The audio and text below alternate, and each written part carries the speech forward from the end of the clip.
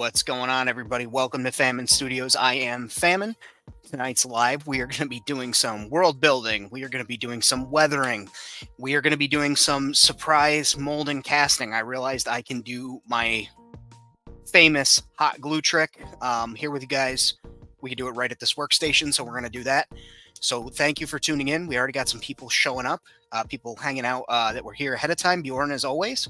So really excited for today's episode. We're going to be doing some weathering. We're going to be talking world building. I'm going to be weathering some troops. I accidentally discovered I'm army building more than what I thought I was going to build. So I'm excited to talk to you guys about that. How's everybody doing? Sound off in the comments. Bjorn, hello. This guy, we keep blocking him and he keeps showing up. I don't get it. Grumpy Puppet, cheers, hello. Audi, what's happening? Little Terramana, here's to you. And that's how we start the show. I guess we'll just jump right into it and as people filter in. So you guys know I am in love with the HKs. I've got 3 of them. I plan on having, at least 15 if I play my cards right. But love these figures. I've got 3 of them right now. Have them kind of posed up differently with the different weapons.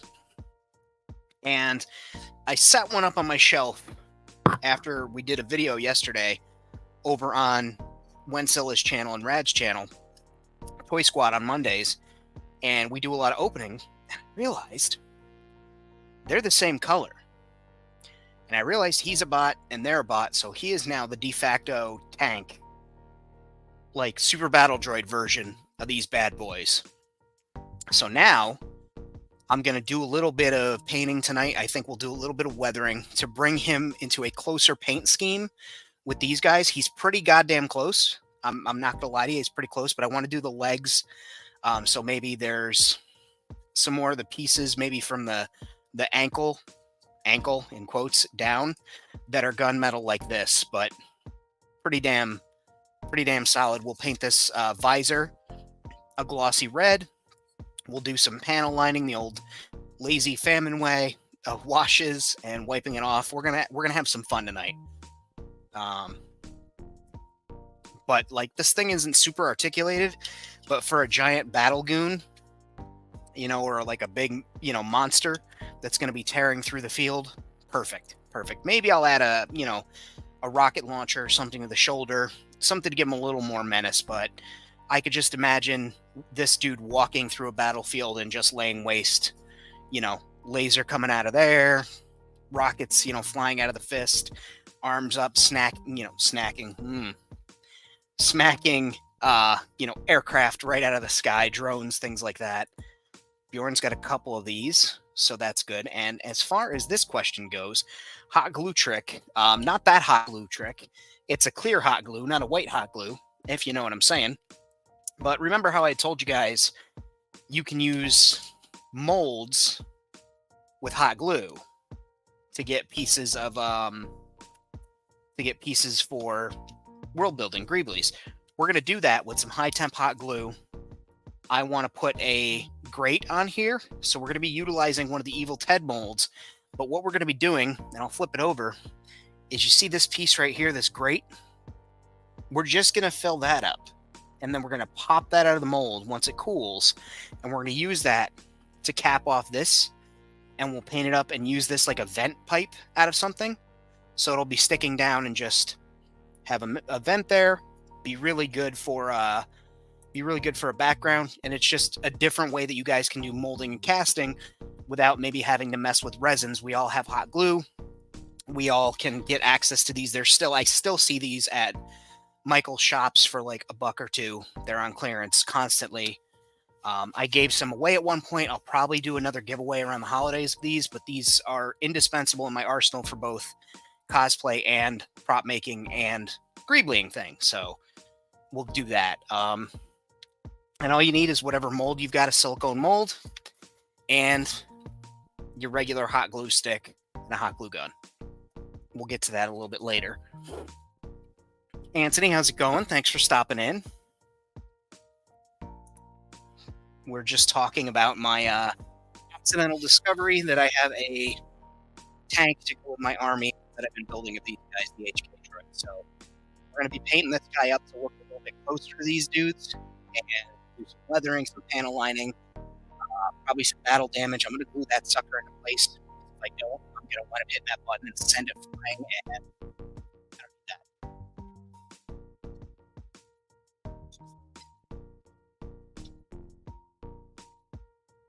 yeah, as soon as I hit that button, whatever this damn thing, the little pops out.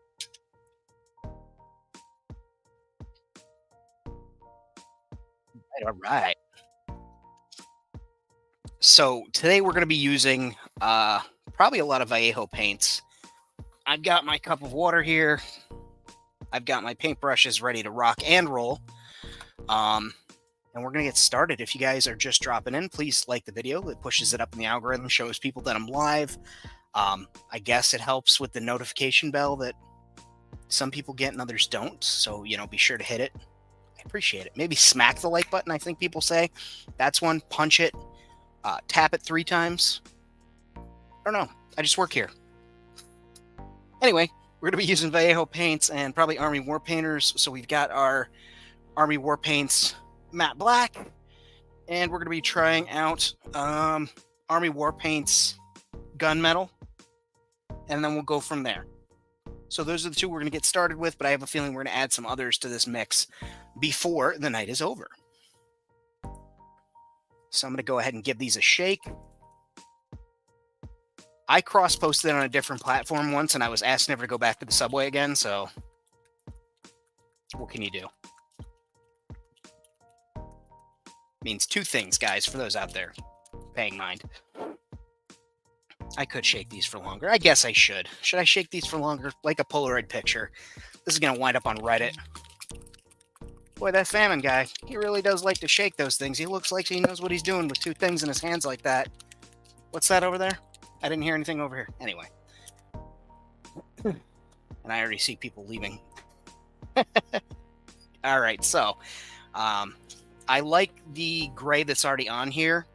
I think I'm going to utilize that to my advantage and apply some of the dry brushing to that. But right now I want to focus on prepping this dude for paint. And I want to get this off there. The Zerg symbol. I'll probably just use we'll go ahead and use our trusty nail file. It's just a nail file from the dollar store. They're $1. Sometimes they're 2 for $1. Really high grit. Really makes life easier. And I'm just gently applying pressure, and it's taking that right off. It doesn't do much damage. It's not anything you need to worry about. You're not ruining your figure. And then just go ahead, wipe that down. Boom. It's all gone. It's a little scratched up, but that's okay because it's going to be getting all kinds of weathering and stuff on here, so that'll change that. We'll take, I would say we could do acetone or my nail polish remover, but I have a low alcohol nail polish remover, so I'm just going to use these on the shoulder pads to get this blue off of here. I don't want the blue on. I'm going to pop this stupid thing out of the chest right now because I will continue to lose that until I glue it into place. So that's on my list. So let's take care of these things real quick. How are you guys doing? How was your weekend? We're on to Tuesday.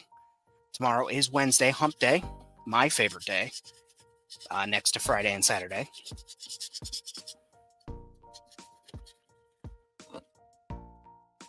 And as you can see, I'm not going crazy with the sanding. I'm literally just putting the least amount of pressure. I'm letting the tool do the work for me. That's something that I learned when sanding and filing. These things are designed to do this with minimal pressure. So let them do the job. And it also helps prevent the file from getting all gummed up and gunked up because I'm just taking off the paint. That's all I want off there. I don't want a lot of material. I just want that blue paint gone. See, and that's there. It's just lightly scuffed up. We can clean that up in a moment. But I'm just taking this. Bjorn, you are good. Glad to see that. Parts from Waters and Vitruvian are trickling in. Good. Did you capitalize on some Black Friday sales? Is that what those are from?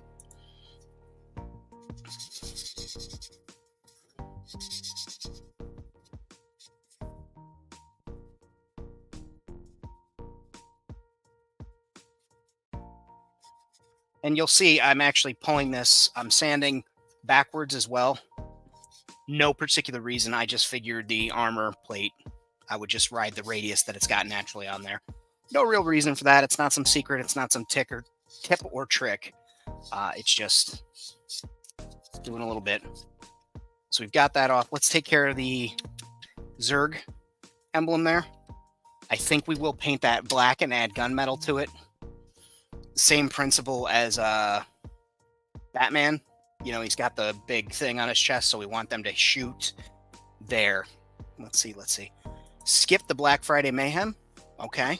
I did order some toys. This was one of them for $8 with these 2 Lightyear figures and all their accessories. That's a damn good deal. Nice. Picked them up last week. Yeah, you had a lot of pre-orders coming. You've been backing a lot of stuff. Welcome 375. Basically, I'm just going over what I'm doing here. I'm getting this guy ready to kind of paint him up to match up with one of these HK droids, because guess what? They're the same red, and I want a giant tank of a droid to be with them, so that's what we're doing. And I'm just using a soft nail file from the dollar store to take off any of the factory paint that I don't want on these pieces before I polish them up and get them ready for paint. So I'm taking the Zerg logo off. This is tough. You have to be kid gloves because this Zerg chest actually depresses in, and I don't want to have to push on it and lean. So I'm just doing small circles, as you can see right here, a little bit of back and forth, just trying to get all that paint off of there without going too crazy and leaving score marks and scratch marks, even though this battle droid will have been dinged up, because, you know, you want to go after the biggest guy first on the battlefield. At least I would, if I were, you know, in a Star Wars. If I were in a Star War, I'd go after the big fuckers first. Language. Nice. Very cool. Tank, how's it going? Marauders. Great order from the Offden. Outer Spacemen, big and chunky, and they glow. It's kind of like me after my visit to Chernobyl. I've never been to Chernobyl, but I am big and chunky, so.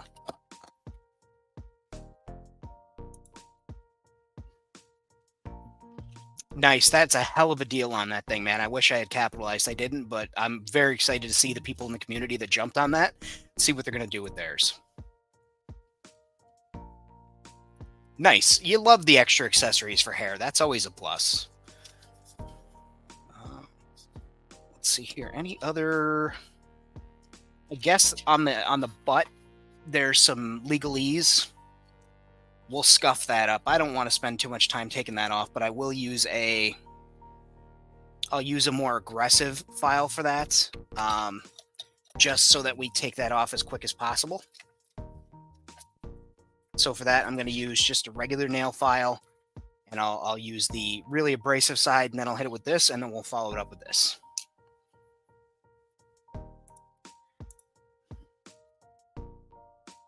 Hey, man, those kids, they had to die. It was the prophecy. They had to die.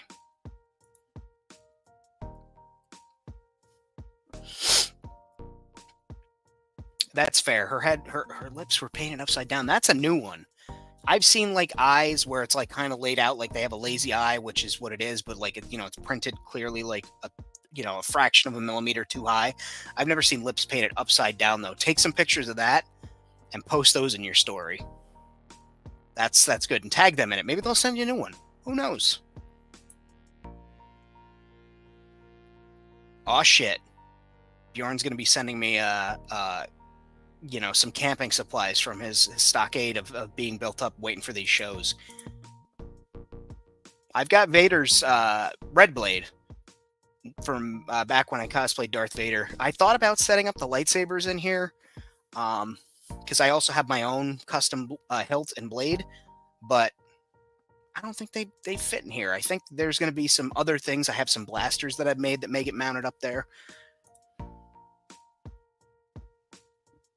Roll up toys and Scotch-Brite until they're actually... Dude, trust me, I'm trying to rely less on the Scotch-Brite right now, especially for this one, but he may get an entire once over. I don't know. I'm not going to blast him with color too much because he's the red that I want, but We'll see. So let's get started on here. And like I said, we'll use the abrasive because I'm trying to take the legalese off the butt. You know, the Disney, don't put in mouth, you know, you'll choke to death, it's copyright, lame stuff. And by using the abrasive end first, and I'm just, like I said, I'm letting it do its job. I'm following the radius of this. I could hold it. There's a couple of different ways. Let me get this out of the way here. 375. Blade is red from all the youngling blood. Yeah. Could hold it, you know, and do one of these. There's a fancier way to do this, but essentially it's I've done it once or twice and it works really well. It's just so foreign to me. But like you hold it like that and just let it work. But I just use the thing, let the sanding do its job, the abrasiveness do its job. I don't need to put extra pressure because I'm just trying to take those letters off. That's all we're doing. We're not trying to like reduce this to a glass finish. And it's going to be behind.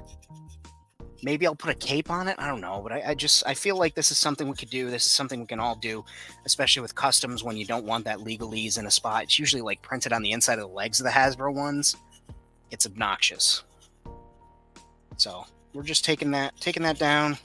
And now you can see I flipped it over from the really abrasive side to the less abrasive side. Let's see what we got here.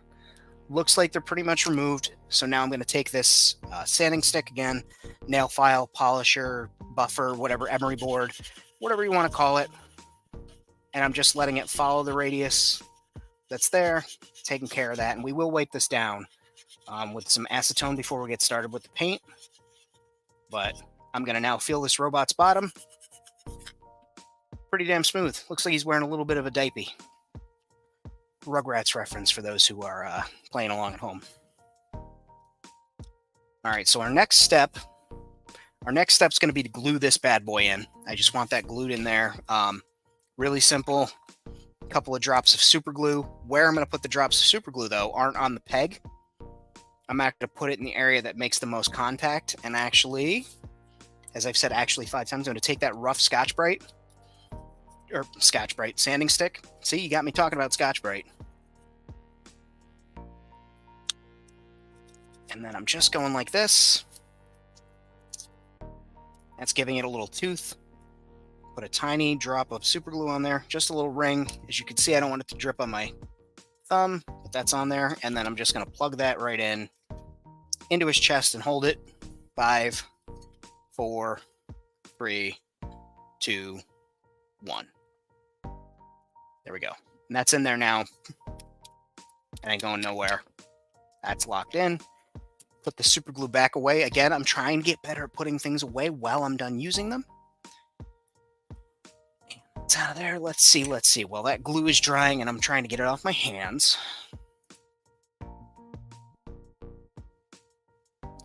Nice. Yeah. Send me some pictures, Cyclops. It's customizing is fun, man. That's what a lot of this is for me. Is like I love customizing things. Tank says they'll take care of you or refund you or send you a new one.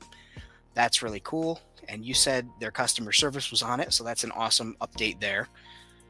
And then we've got always scuff your surfaces. Yep, because especially these shiny plastic toys, anything that I'm really going to want to layer paint on, I'll scuff up. But this guy, again, he's just going to be getting some washes.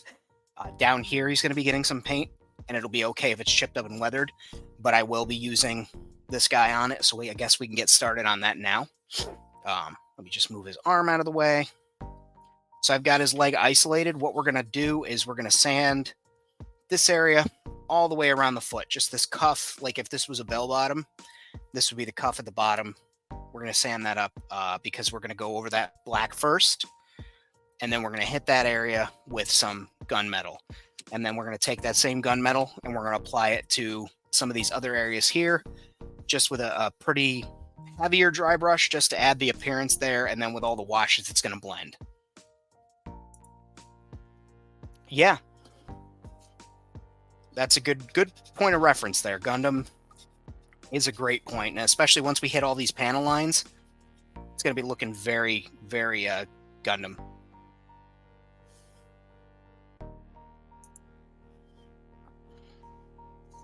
Yeah. Yep.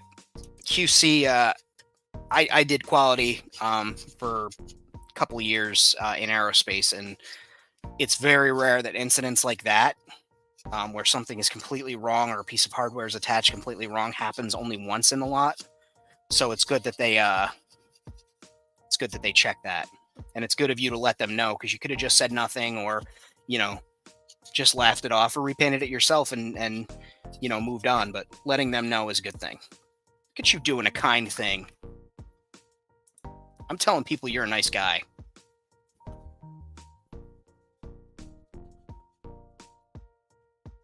And I'm just getting in. I'm following the radius that they have on there. I'm following this panel line that's already built in, and just using that to be my guide. I'm not being super precious about it if the sanding stick bumps over a little or goes in a different direction, but shit's starting to look good. So that's that one. We did one. Let's do the other boot now. Get his arm out of the way.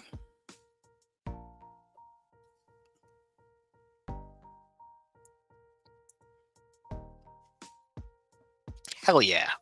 Cyberpunk Mega Tower, like as in Judge Dredd.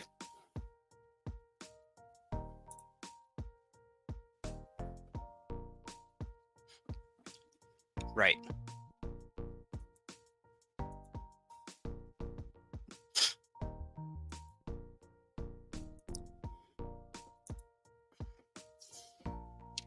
American based. Oh, you know what else we can do? I'll leave that red. Be good. Add a little difference. But here we go. Doing the same thing I did on that side on this side. Just letting this sanding stick do its job. Like I said, I'm letting it bump up against that radius that's naturally there. If it goes over, I'm not being too precious about it. We just want to get the area where there's going to be paint and washes for this to adhere. And so sanding it with this little sanding stick, this nail file, it's doing a good job. It's adding to the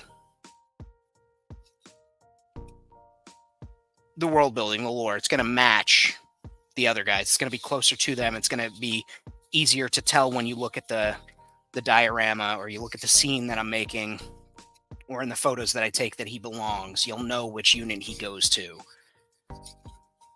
And that's what I want. Identifiable. Okay. All right. So now we're going to take this guy, we're going to set him down, and put these tools away. Because again, trying to get better.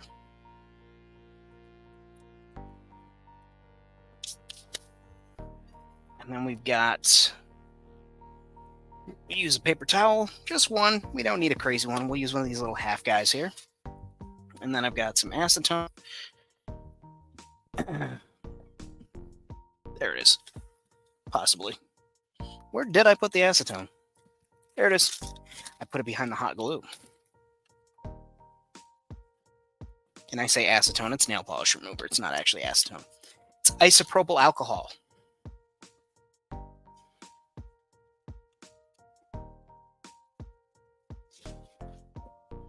So, just drenching that bad boy. Going over the areas that I've sanded. And look at that. The plastic matches again.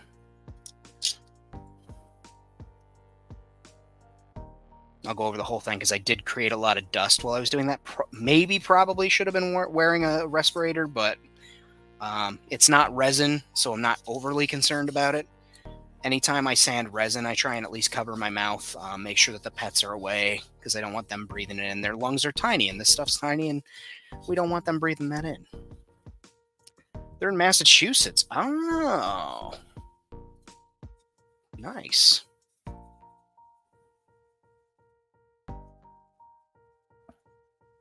Look at that. Cool. All right. So, got that wiped down. Let's take care of this. Let's get in there. Groovy. Groovy. Boom. So he's no longer marked with Zerg. That's awesome. Let's get some black on certain areas so that we can later go in with gunmetal. So we're going to put this acetone, I keep saying acetone. Put this rubbing alcohol back where we found it. No, I don't mean back in the store where I found it. Jeez, Luis.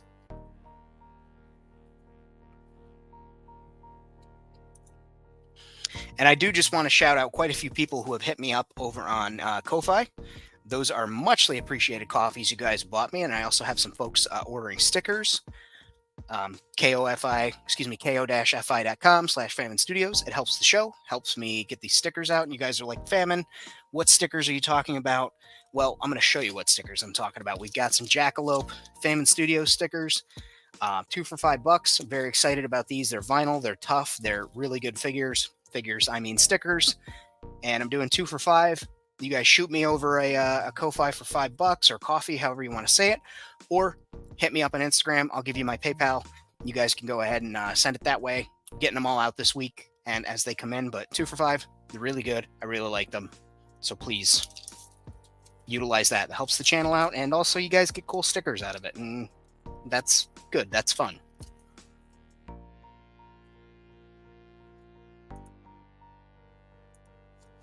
All right, so we're going to go ahead and start putting black on here, and I want to use what I want to use as a palette this time. Don't want to use paper towels. I don't want to use foam. We're going to use a piece of styrene. Not just any styrene, but a defunct Dunkin' Donuts gift card. That's going to be our palette for this. So I've already shaken up this War Paints matte black paint. Go ahead and use that. I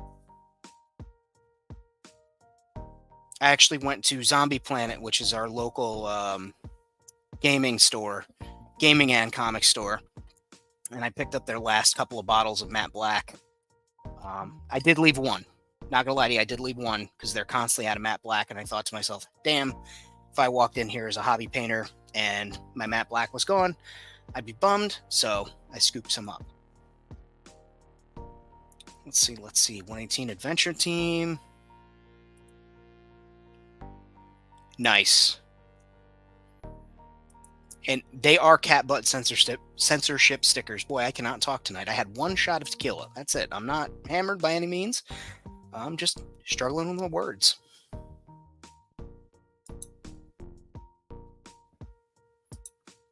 What do you got, Bjorn? If you want to share with us. If not, you could surprise us. I just wanted to make sure that it was there, and, you know, buying two containers full of it while I was there, while I still have like a quarter of one, felt excessive to me. So I said to myself, Famine, leave that one there. Someone will come in and want it, and then it'll be there for them. So that's what's up. So let's bring this down here. Like I said, I wasn't kidding. Orange, it's Dunkin'. Here we go.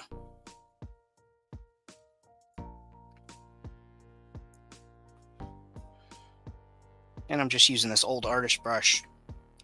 It is not anything particular or fancy. It's not even super fine tipped. I'm just bringing this up to the radius because that's going to get a wash in there, and it's going to blend this all together. And then I'm pulling that paint down. And I'll actually just drag the brush around there to hit that inside edge. Get in there, that little V. Look at that. All in there.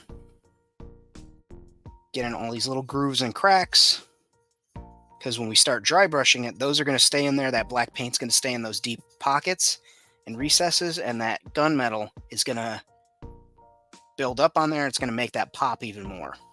And also, gunmetal looks really great on a black base. For anybody playing along at home that wants to do something similar to this or use gunmetal paint on their projects, put down a really dark color, preferably a matte black underneath it, and it will look awesome.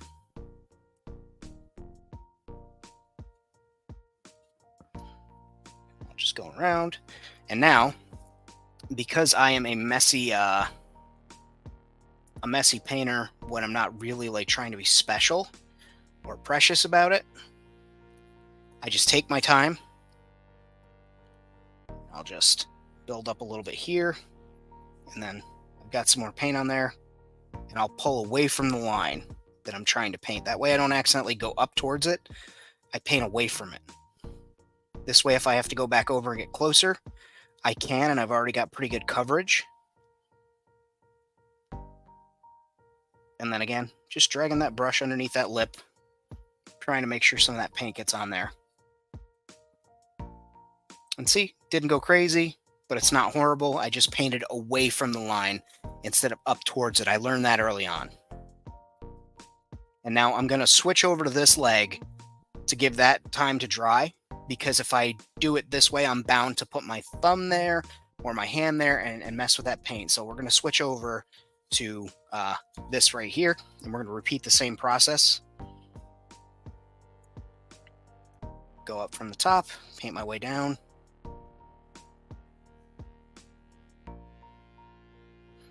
And if I get it in that groove, it's okay. And why is it okay? Because we're going to be washing this with blacks and probably an null oil wash just to get in there in all the recesses and grooves. And it'll make it look super cool. And having a little bit of black paint in there isn't going to hurt anybody or anything.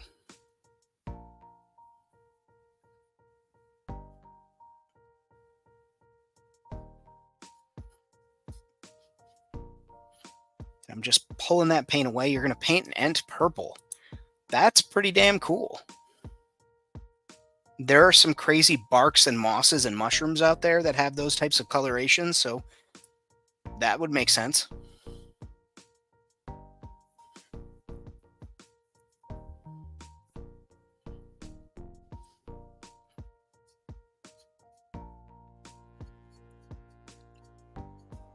And who's to say it's an earth plant or a terra plant, whatever you want to say. I am all for that, man. Go wild.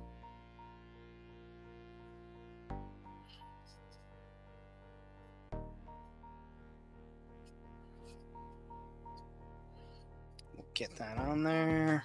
And again, just got in that nice little groove. Made sure that's got black paint in it all the way through.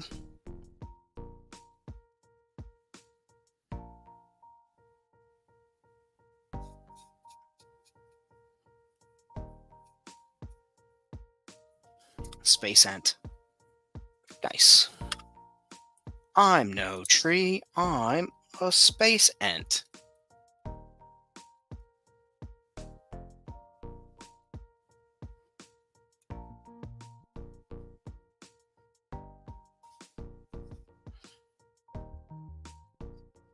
That down in there again, hitting that lip.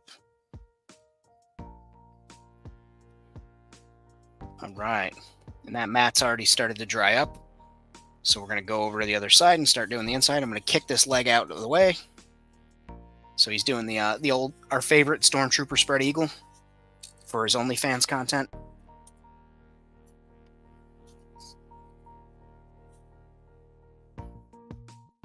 Mama Rosie just heard that OnlyFans joke and just snorted over there.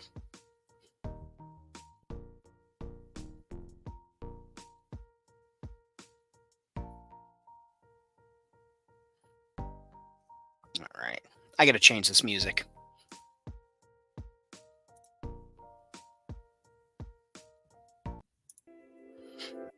There we go. Sorry that you all had to suffer through that.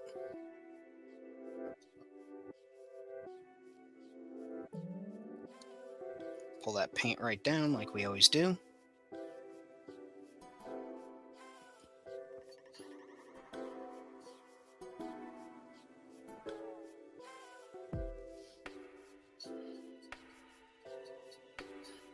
Hell yeah.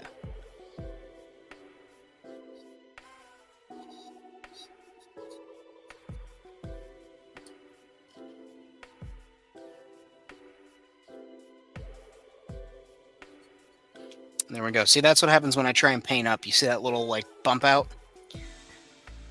That's why I know my limits, and I try and paint within them. And that limit is to paint downward.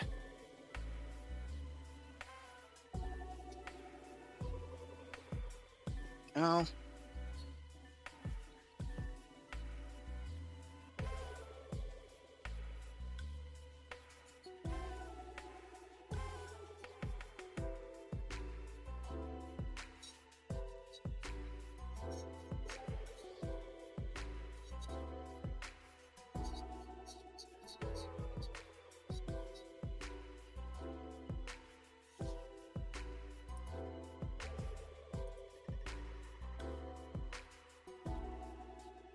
Absolutely.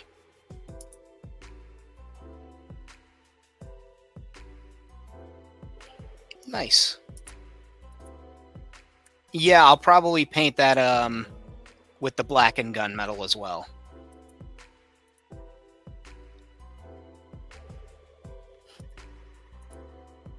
He's a good raccoon.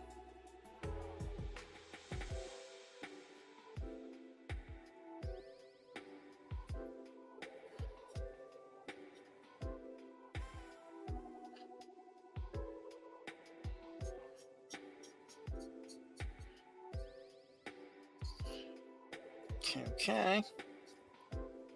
We're going to switch it right over to this one here while that dries.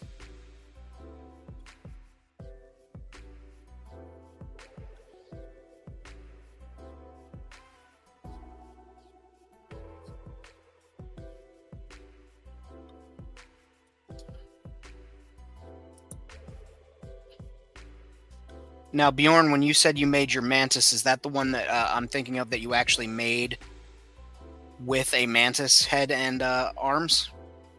Appendages? Claws? Stabby things?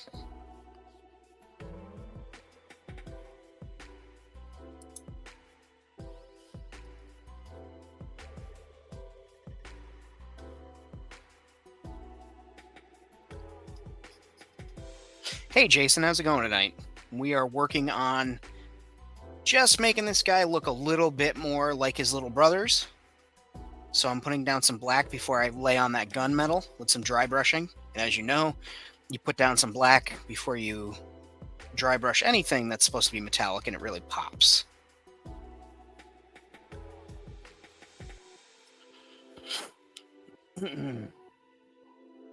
That's the one. Awesome, Bjorn.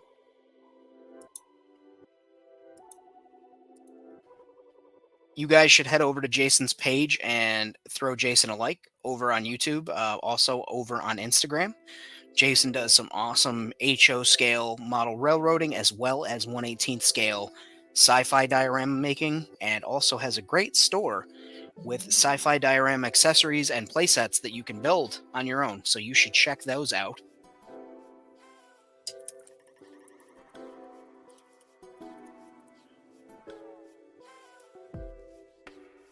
That's the metal. Almost made a mistake there. Just using my old Duncan card palette here.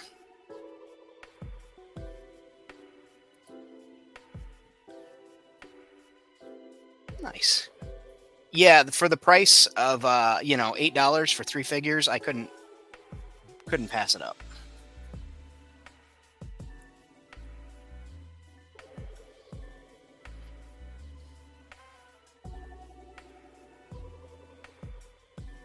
I think this qualified for same-day delivery, so it was like out on my porch immediately. I think the guy was just waiting in my driveway for me when I ordered it.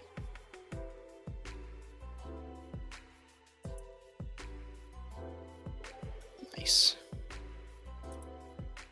Oof. Dang. That's rough. Sorry to hear that. Kind of glad I got this one I did. Maybe it'll go back down to $8. We don't know. They seem to like clearancing a lot of the Lightyear stuff and then raising the price back up based on demand. It's a very interesting business model. I'll say that.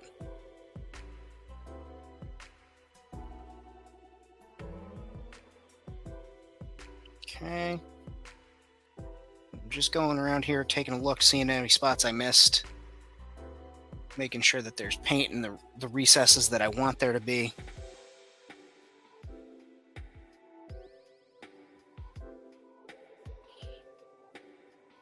Oh, I don't for a second think that it's not a smart business model. It's just not the business model I would run. Then again, I'm not, Steve Bezos or Jeff Jobs or whatever his name is. Hey, Timbo's here, guys. How's it going, Timbo? Like, cheers. Everybody knows your name. Good luck. They're all over in the UK. I got one. And I'm happy with the one that I got. So right now, as I let these guys dry, their legs dry, and go ahead and paint that little discus thing black so that I can dry brush that. I'll actually wet this brush, give it a little life. We'll pull some of that paint off the palette too.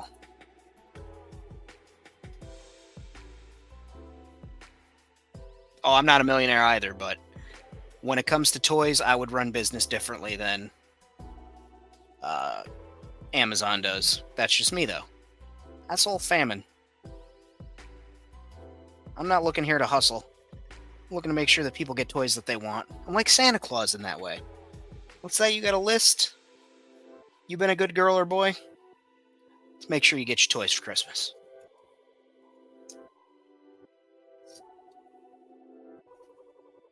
Okay.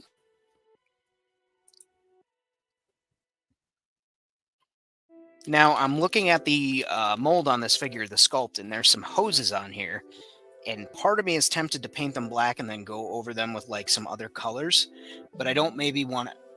I maybe don't want to overcomplicate it, so we'll see. That may be something I do as a follow-up a little later. But right now, I'm just trying to take care of some of the more obvious things that I don't want to be what colors they are, because I want them to blend and go from there.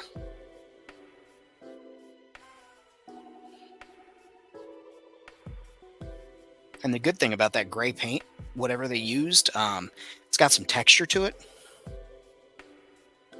Maybe it's just the thickness of the paint, or maybe there's an additive, but that'll make adhesion a lot easier. I won't have to scuff that up.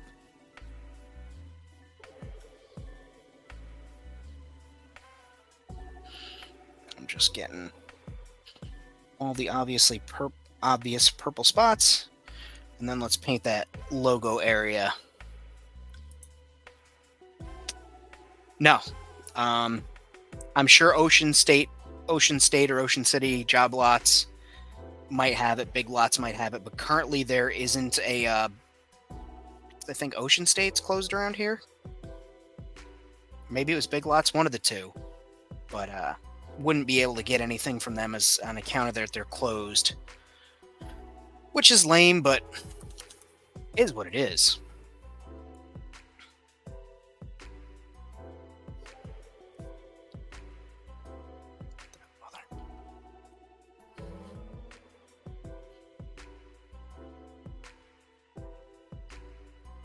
Okay, just a little bit of paint on the chest here, like I said, trying to make sure that this panel gets a little TLC here, because we're gonna hit it with some gunmetal.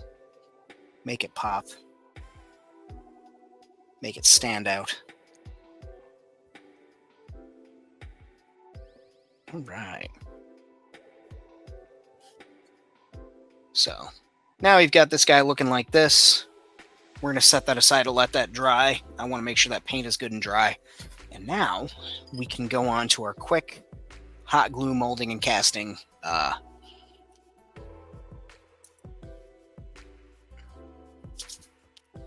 right. Okay. So what we've got is an Evil Ted Sci-Fi Greebly mold.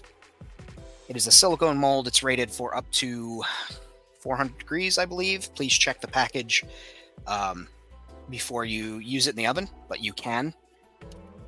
I've got there.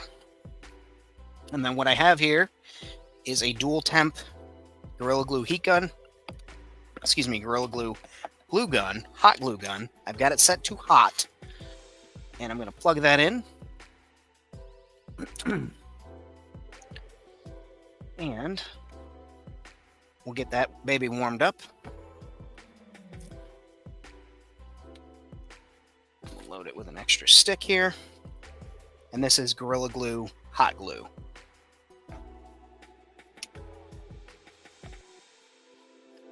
So we'll let that get warm, and I'll show you guys my trick. Now, this can be done one of several ways. You can, because these are heat resistant, and again, open windows, don't try this at home. If you do try it at home, be smart. If you're over 18, you do however you want. I'm not your boss. But you can use your flame and just heat the bottom of that mold up. And that's going to help when the glue goes in, help it settle in there. You can also do that once the glue is in there. But I'm excited for that. And again, these are just silicone molds. And, you know, obvious no burn marks or anything like that. This is one of Evil Ted's cosplay and, you know, accessory Greebly molds. He had a line of them. They were available at Michael's. I still see them on clearance at Michael's. You can go to eviltedsmith.com, and I think that you can pick them up there. Or Jason, I could just probably send you one. I have a couple that I'm holding on to, but we could talk about that a little bit later. And this bad boy's heating up mainly because I used it earlier, so it's already starting to spit out glue. But we want to make sure it gets nice and hot, and then I'll show you my little hot glue trick.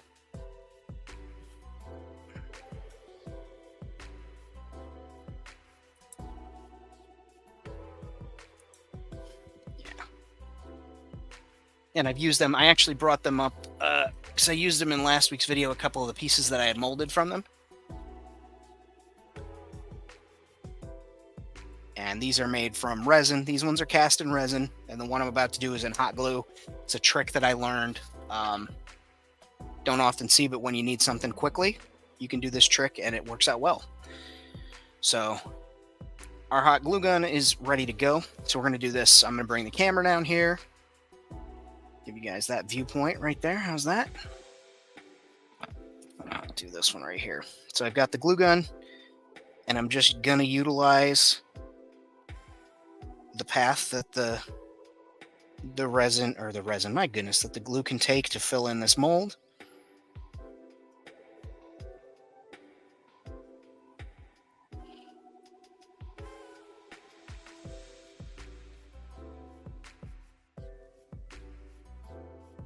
And you're just going to do this, and you can kind of work your way back. And it's going to look, the way I'm doing this here, it's going to look pitted, and I want it to look pitted. You can do this a couple of different ways. I'll show you a way to get like a smoother one, but I want this one to look pitted, so I'm not too worried about air bubbles or anything like that. I'm just going back and forth to get the buildup for the thickness of it. That's what I want. Okay.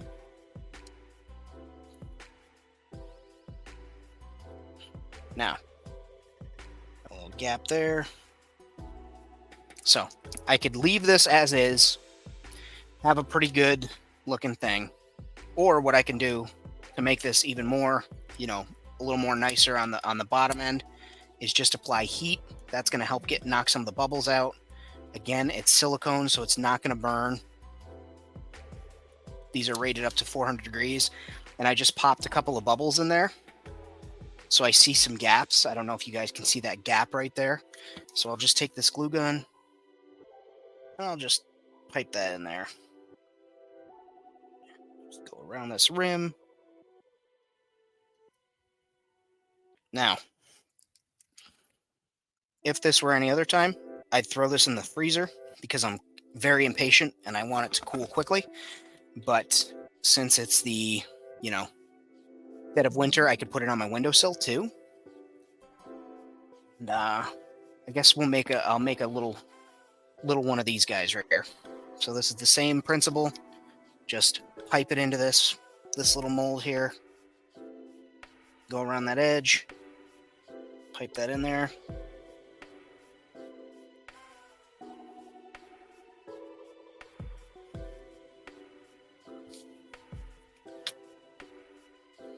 And then kind of let that settle. Because the hot glue is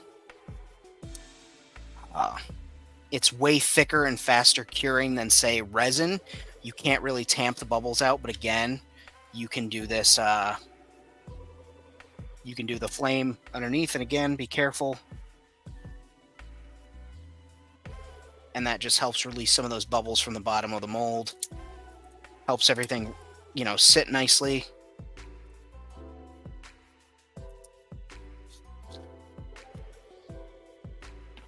Just let that cure up. We're going to go ahead and set that to the side. We'll come back to that in a couple of minutes. I'll pop those out of there.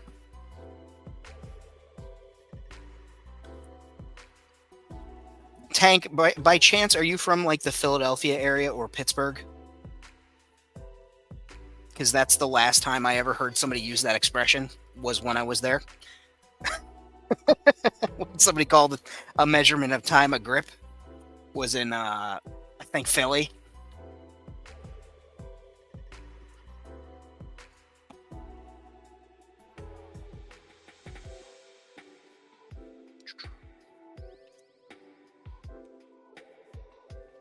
And then I'm being careful because I don't want to burn myself with the hot glue gun. I say famously that people get burned by their hot glue guns. It's because they're not paying attention. I have not been burned by my hot glue gun because I do pay attention. Rhode Island, okay.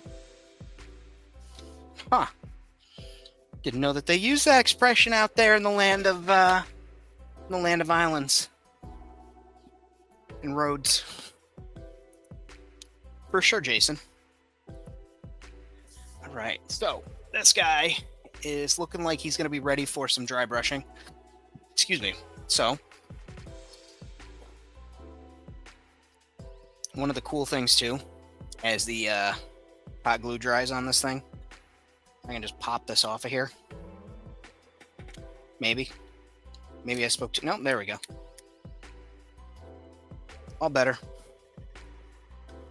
And I can go back to using it as a palette.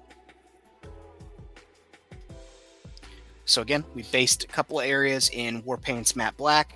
It's M-A-T-T Black, so it's almost like it's somebody's name. That always makes me laugh. Like, oh, here comes Matte Black. Nice guy.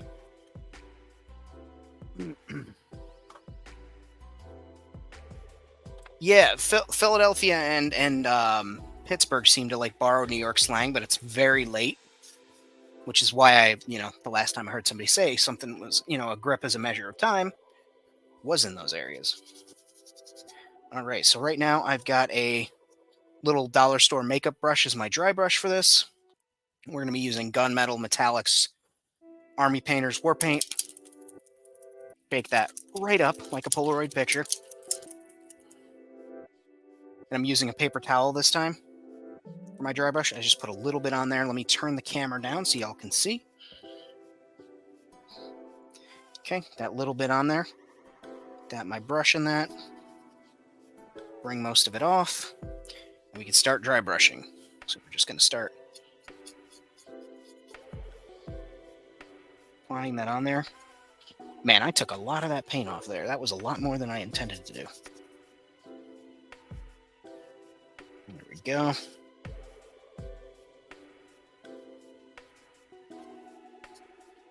Now it's starting to show up a little bit better.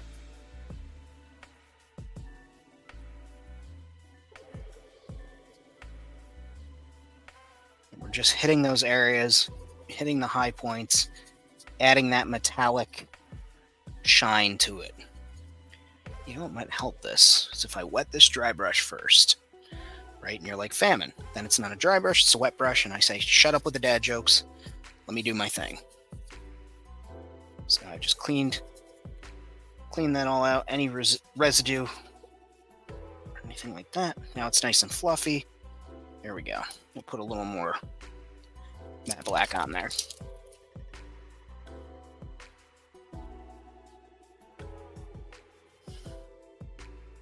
Bjorn, again, the trick is to take most of that paint off your brush. Like you'll see here, I'll dab that on there. And then I'm just going ahead and removing most of it. And you see how it fades from darker to lighter to lighter? That's what I want. I want it really light. And then I just go in and take my time, make multiple passes, multiple coatings. And it is a process. And I know it can be, aggravating and time consuming because it's like you just want to be done with it. You want it to look cool. But take your time. Let your brush do the walking for you. You don't have to stress yourself out and just enjoy the process. Seeing that's already starting to pop versus the matte black on that side. Again, just take a little of paint off the brush, bring it up. And I'll actually go a little bit heavier here towards the front, because when you're walking, stuff's going to be brushing this way, and then just a little bit less on the back. It's a tiny thing, but you notice it if you play with the toy, or if you're a maniac like me who spends hours thinking about stuff like this, when I could be, applying my life to other things, I guess. I don't know. What do people who aren't artists do? I forget.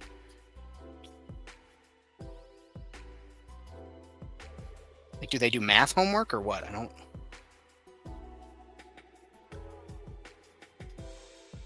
Getting on the inside here.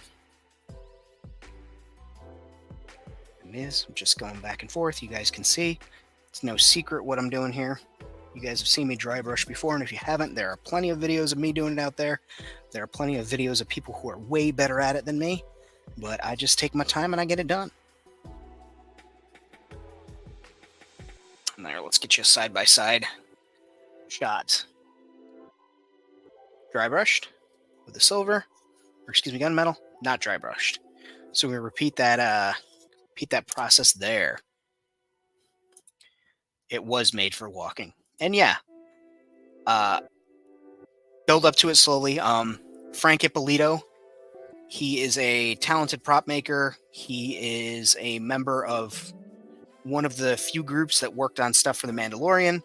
He's done some things with Tested, and one of the great phrases that he uses that always stuck with me is sneak up on it. You don't have to rush right into the color. You can sneak up on it and build it up. And that's something I try and apply. And I've learned to apply it a little bit better as I do these things, is to sneak up on the color or the look that I want instead of trying to hit it in the first go through. You can make multiple passes. It's okay.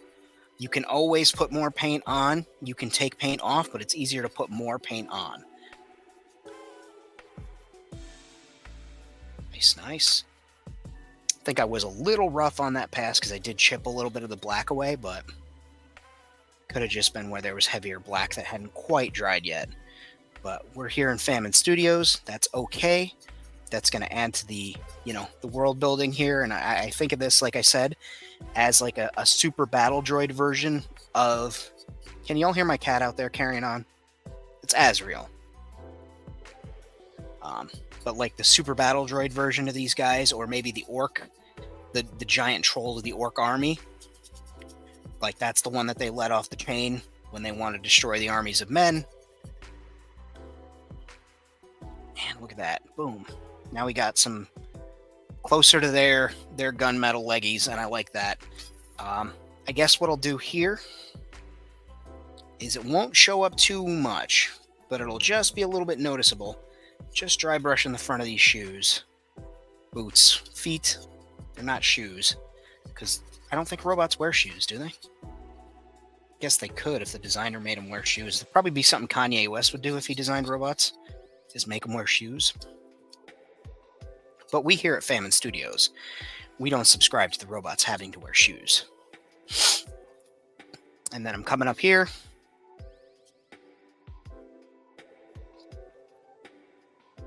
As you can see, there's the black. There's the dry brush with gunmetal. It makes all the difference. Give them Jordans. Yeah, give them little Nikes. Little Nike logos. All right.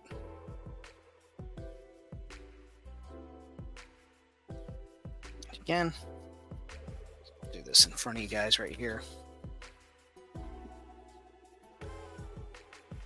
Dry brush that off. Or on, depending on where you're at.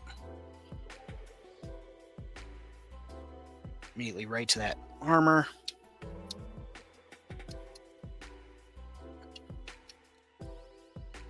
And this little guy here.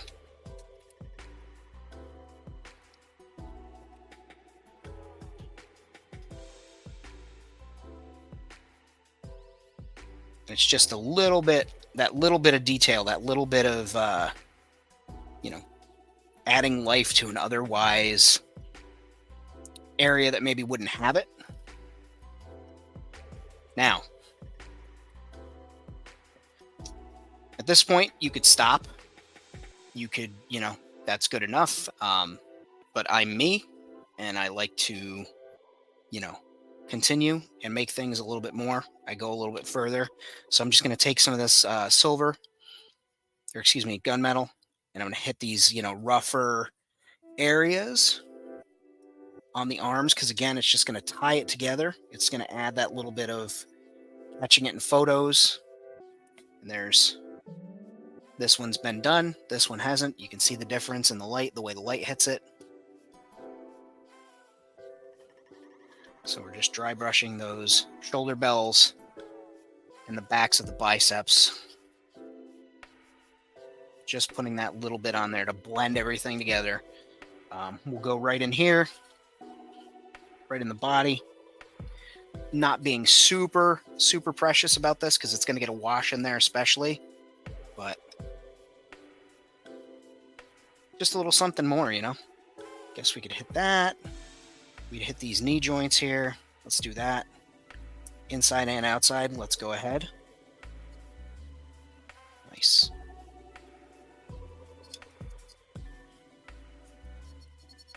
And you can go as far as you want, or as close as you want. You can, weather things up and set it down and look at it. That's what I like to do, is I like to set things back a little bit away and take a look. You can compare the two, like what I'm using as inspiration. It's catching the light the same way that those do. I like that. He's looking more and more like these guys every minute. That's what's up. All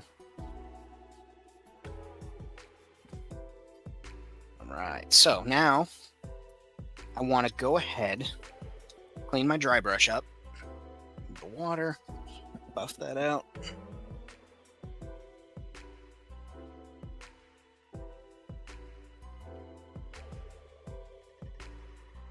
I like to squeeze everything out of the dry brush and then just keep dry brushing until it's clean, till all the paint is out of there.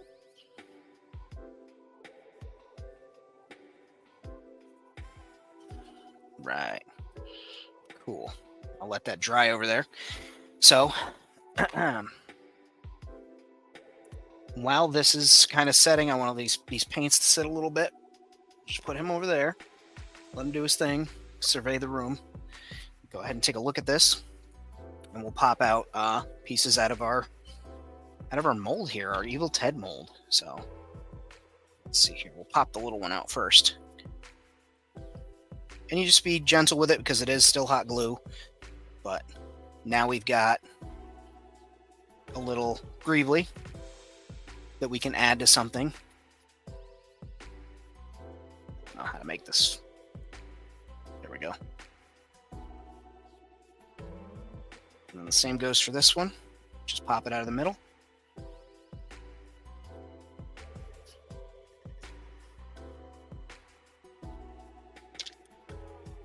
And there you have it. It's all rough looking, which is what we want. We want rough, pitted iron looking, and then the mold's clean, right?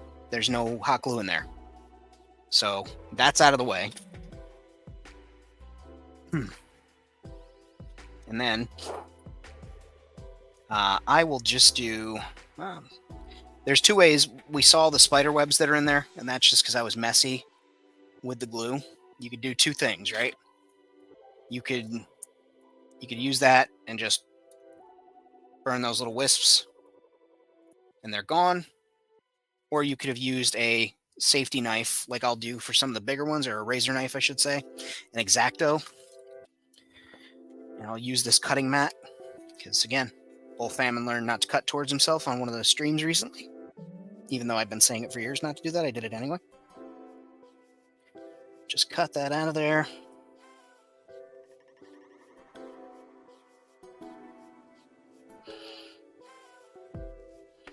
Just pull it out of the back. Boom, that's gone. I'm gonna get a couple more over here. A little fuzzy from my shirt got in there.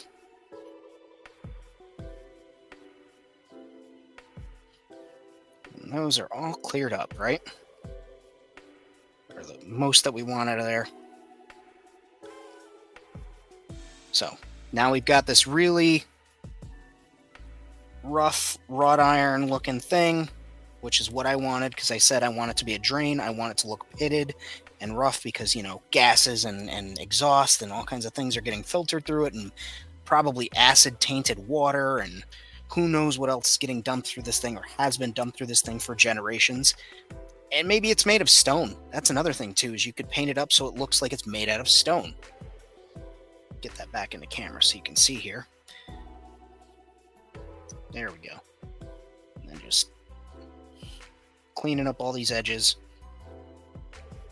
And it's okay if you ding it up, or, you know, your cuts aren't perfectly round, because again, I want this to look like it's a really used thing. Okay.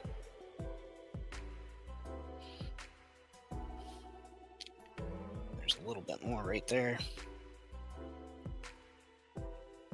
I am going to call it. Say that that's done, that's cleaned up, that's the way I want it. Same with this little guy. There's only one spot here that I need to swipe. All right, 2 spots. I was wrong. There's 2. So we've got these. Clean up all these shavings, get them out of the way. All right. So we've taken care of that. We've done that. Let's do a coating of black on there. We'll do matte black first. We'll use our trusty brush that we were using earlier for matte black. And I'm not going to use gunmetal on this. I'll actually use plate metal, or gaming plate metal. And let's see. We'll do plate metal and shining silver for the high points.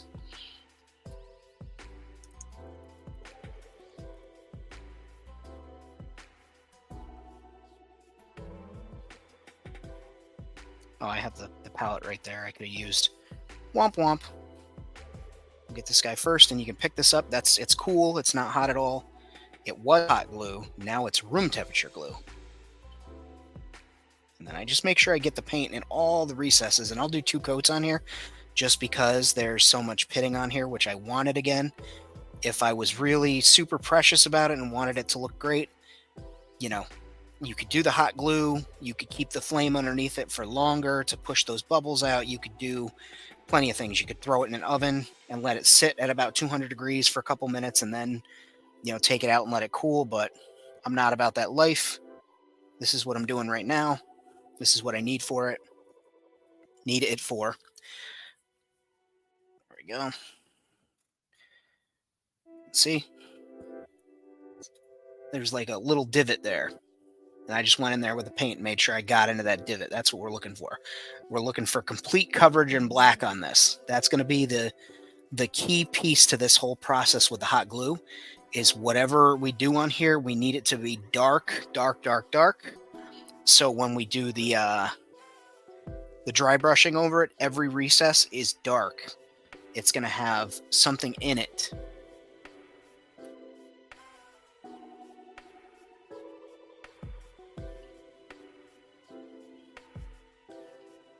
Getting in there, getting in all the little recesses, nooks, and crannies. We'll do the back too. Once the front is dry, we'll do the back, and then we'll come back and give the front another coating. The back is more just a precaution, but I do it. And I'll show you another neat trick too when we get to it.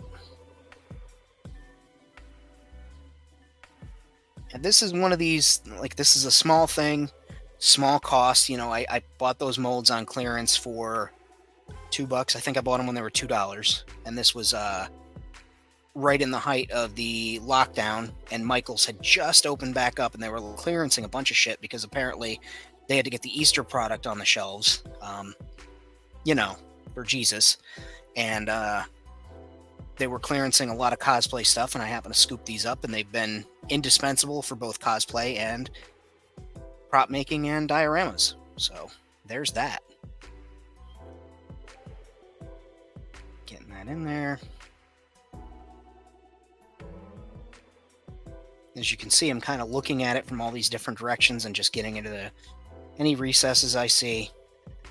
Don't care if I get it on my fingers. It's just a little acrylic paint. I'm not going to die.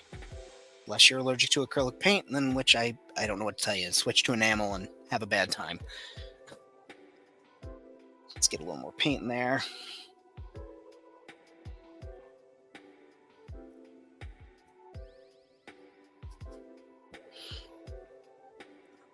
back here. Like I said, this is just a precaution. Help with any light leaks.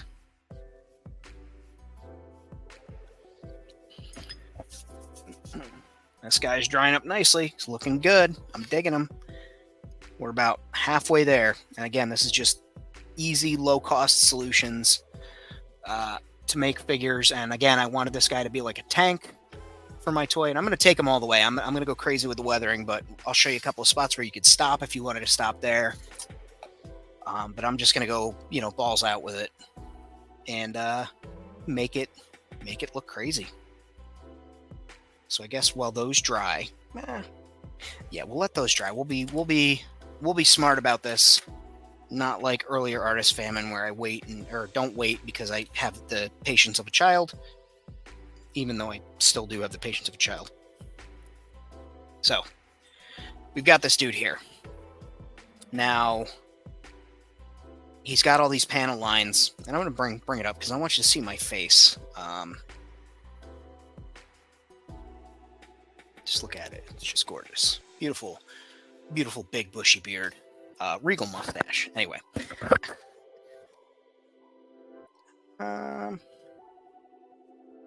So, hey, Zanzas, thanks for joining the channel, joining up the stream. Good to see you. AliExpress. There you go. So we've got him looking like this now. We could stop here. I'm not gonna. I think I want these shoulders to be black. I think that's going to be a good, almost like a marker, a rank marker, and then I'll be able to put like a number or symbol there when I do. So we'll revisit our old friend here while I've got the paint out. We'll revisit our friend Matt Black because I'm looking at this guy, and he's got gunmetal shoulder pauldrons, but I'm thinking black might be the way to go. But if I decide to go with gunmetal, black is the first color that we need to lay down on there. So let's do that now. And as you guys know, follow the radius and pull the paint away.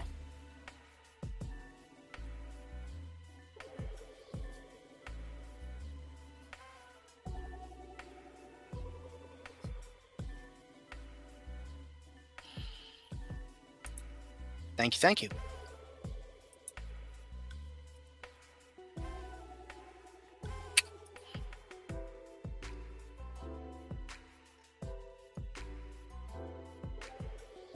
As a recovering Catholic myself, I appreciate your humor.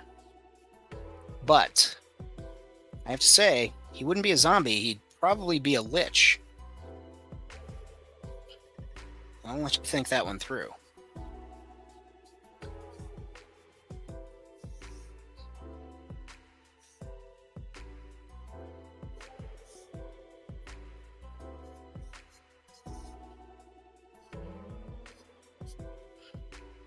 Okay, we got this one done up in black. It's already making him look that much more menacing. Thank you, thank you. Again.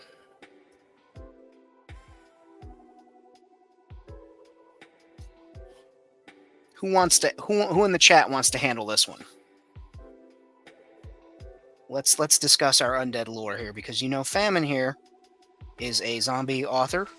He writes zombie short fiction and is working on a zombie novel. Go check out my collection of short zombie fiction work on Amazon. It is Tales of the Undead, and it is under the pen name Kevin E.C. Kurgel. Go check that out. It's $10. It's a hell of a deal. Get it. Give it to somebody buy it for yourself, read it, and then stick it in somebody's Christmas stocking, and they'll think you did something for them.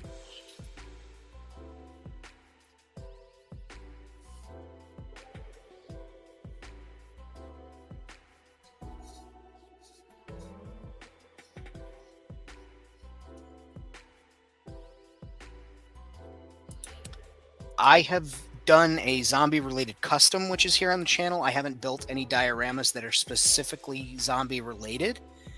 But again, I do have my zombie stormtrooper that I did. There's a short up about that, and I also show him off in a couple of my old live videos, so you're more than welcome to check those out. And also, our friend of the channel, Fatback Station sent me a small army of Zombie 118 figures that he did as customs, and they're pretty badass. That I really love, and I've used those in a couple of shots, so check those out.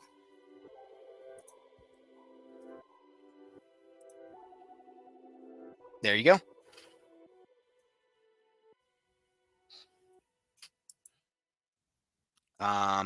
He'd be able to transmogrify things, water into wine, bread, multitude, fish, and loaves, heal the blind, so he'd have a high medical, big compassion, bad temper, though. He did flip tables and crack whips at tax collectors. Probably would carry a hammer, carpenter. He did tell his apostles to sell their clothes and get a sword. That's right. I've read the book.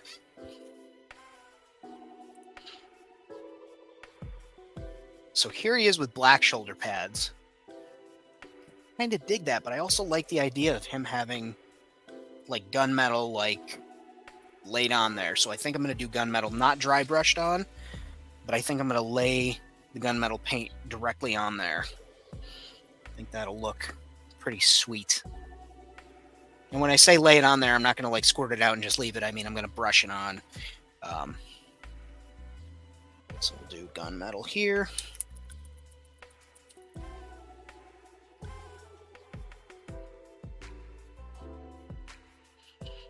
Well, see, no, I don't think you would have Speak with Dead, Raise Dead,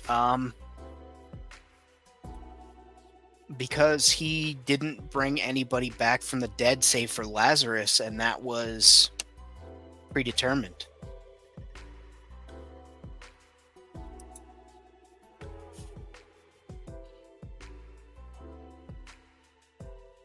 So I'll do the shoulder that I did first over here, let that other one dry.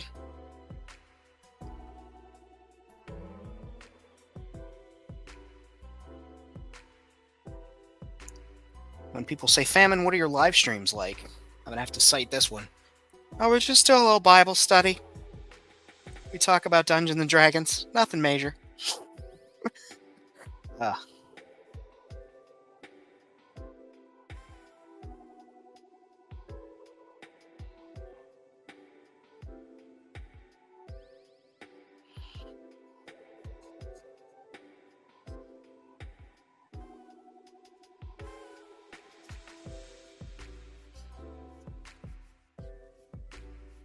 It's got that shiny shoulder pad action on now. Yeah. I think that was the right move. What say you guys? I think that was the right move. There's the black. There's the gunmetal. I think that was the way to go.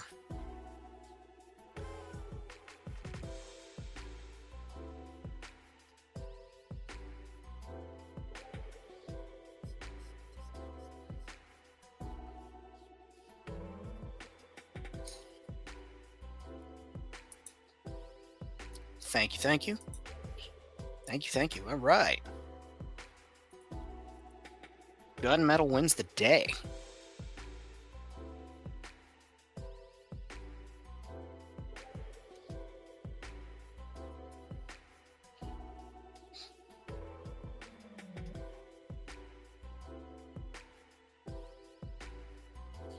Now this again is another point where you could stop. You could be like, damn, this thing looks really good.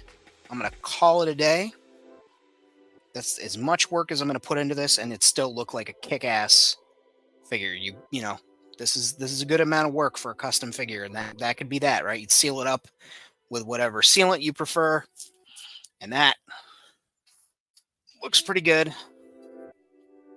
next to that guy.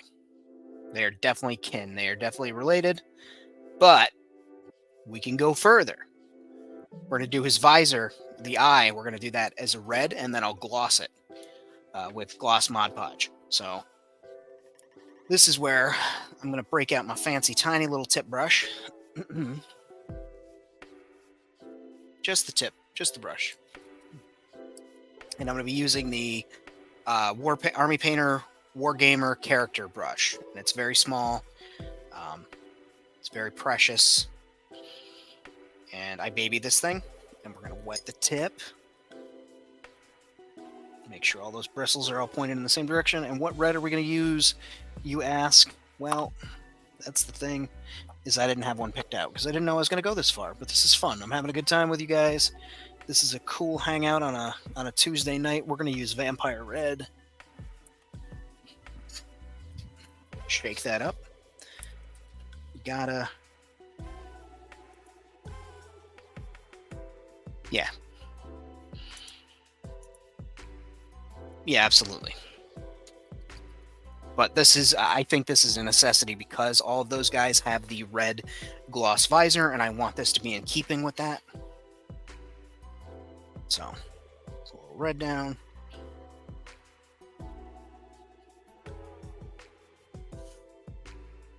Okay. Got that brush with some red, and I'm not gonna, well, I guess I can. You guys are gonna watch me make a mistake.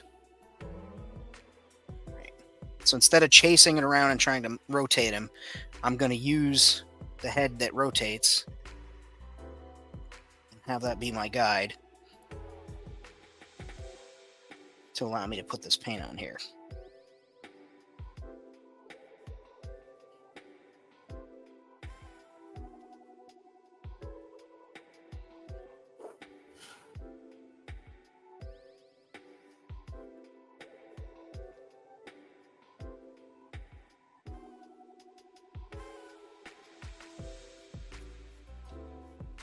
Hello, Miss Snowflake. I see you over there stretching. Getting curious as to what I'm doing. See if you can come over here and mess around with it. Yeah, you. Hi, baby. How was your nap? Oh, almost put paint on there. I'll rotate his head a little bit more so I can see his face directly on. Directly.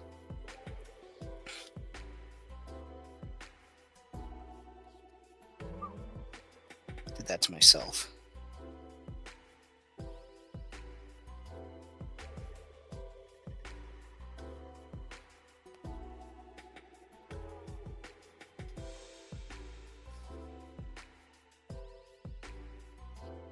If I was smarter, I would have put a base color that was a little bit brighter instead of the black on there, and I would have to put less coats of this paint on here, but I'm not smart, so here we are.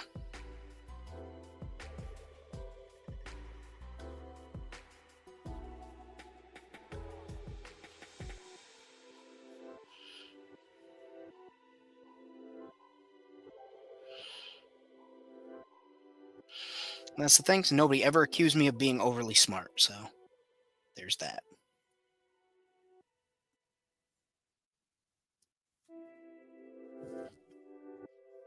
And I think after we do that, we'll do the wash, the black wash, and get all the panel lines darked in, and then we'll just do a light scuff up of some certain areas to give it weathering to kind of match what they've got on those figures there.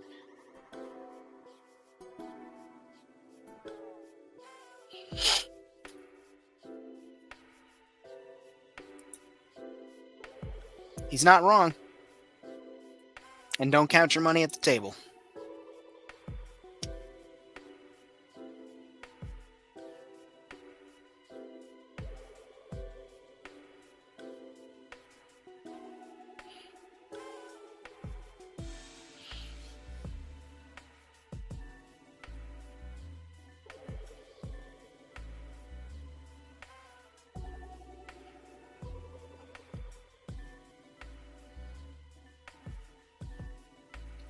There. I didn't notice, but there's actually a little dent in the visor area where the black paint was. And I can see that the paint is kind of seeping into that spot. That's interesting. I don't know if that was intentional or something from the movie I'm just not remembering, but it was something that I didn't notice before. And now that I'm applying this, I am noticing it. So I'm going to give that a second to dry. Waste Man, what's happening, my friend? Yeah, there is a lot of detail, and you know what else has a lot of detail?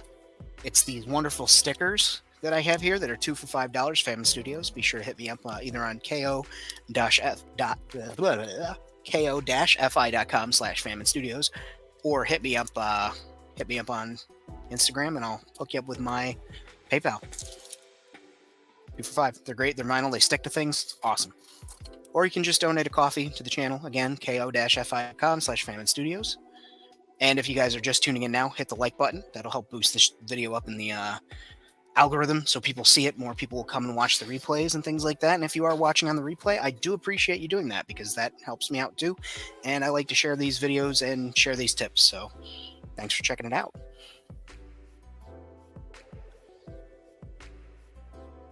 Now let's put a little more red in there.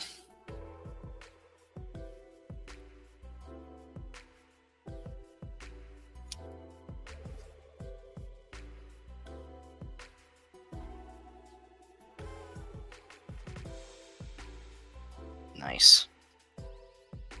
These layers of red are starting to build up nicely. I think these last 2 layers, after I get this one dry and the follow-up one, will be the last 2, like I said, and then we'll do the gloss Mod Pod.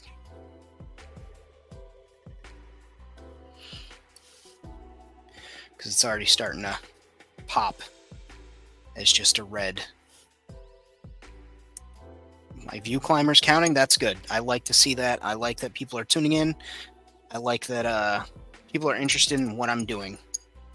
Because I, as a creator and a quote content creator, I worry sometimes that what I'm doing maybe is boring or not what people want to tune in for. But to see people actively choosing to come and visit each week and hang out and have this nice time among friends where we talk about our hobby, talk about our goings-on in our lives, and share tips with each other and critique my work and watch me make a fool of myself on certain things. It's important. My one short is still doing gangbusters. That is the one about this guy right here. For Final Faction, I don't know what it is about him. People love this freaking thing. And that's just, I get hundreds of views a day on it. Why? Couldn't tell you. I'm glad. People love this guy.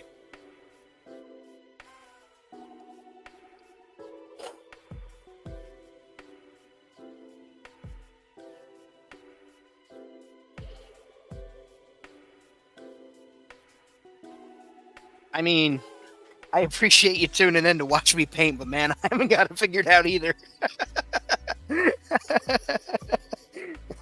I'm sorry, I'm not laughing at you. I'm just laughing at the idea.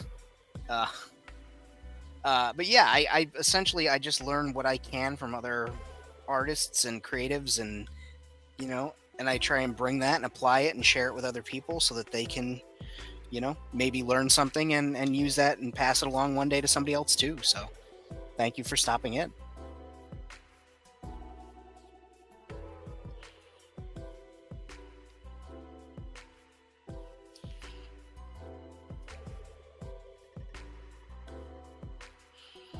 Kind of a horse leading a dog leading a horse to water.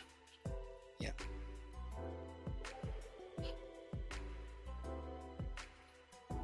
I was going to say the unseeing leading the unseeing, but I don't think that's a fair comparison. All right. Let's let that eye slit dry up, and then we'll gloss that, like I said, with Gloss Mod Pod.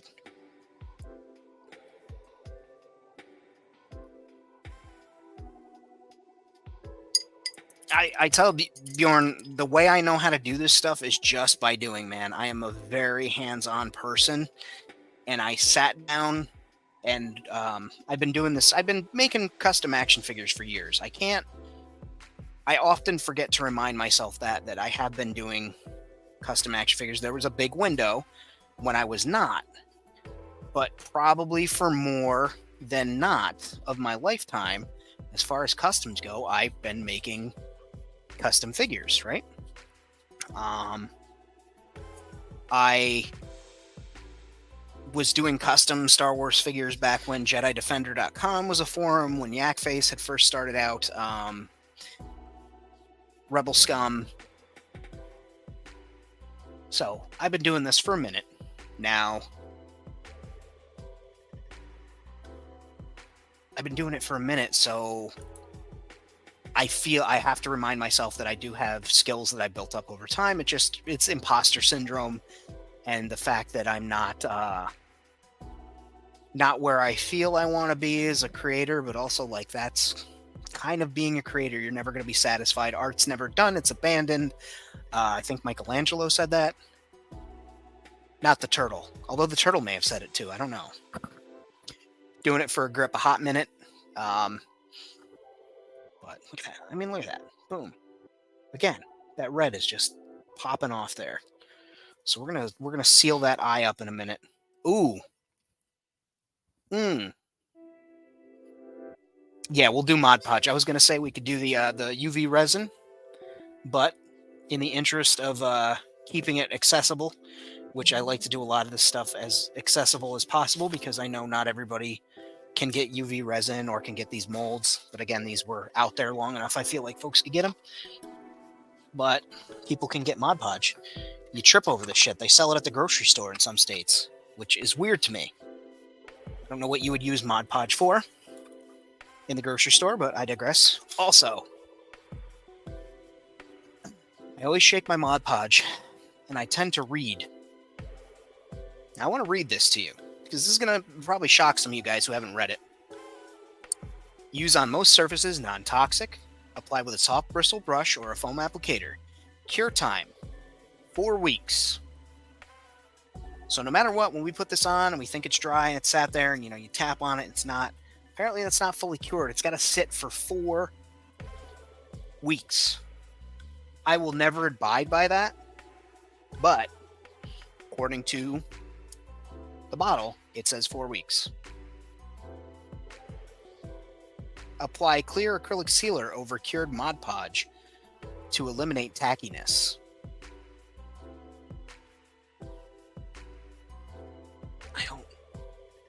I've never had to do any of that.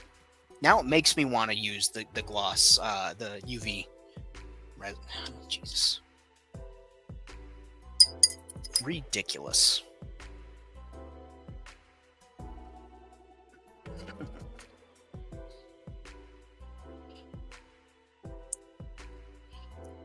Yeah. Exactly, same. It's bananas. Uh-oh. What did you do? Let's see here. Oh, boy. Somebody didn't clean the threads before he put the cap on. Oh, the last time. Almost had to call a real man to get this thing open. Snowflake, I was going to have you open this for me. She got them strong paws. She smacked the shit out of my hand the other night, and then she started playing, so I don't know if she was just mad or annoyed or whatever, but man, she was quick with them. Left, right, left, right, left, right, hook. Like, damn, Snowflake, you've been playing Mike Tyson's boxing? Mike Tyson's Punch Out? Then she meowed at me and ran off.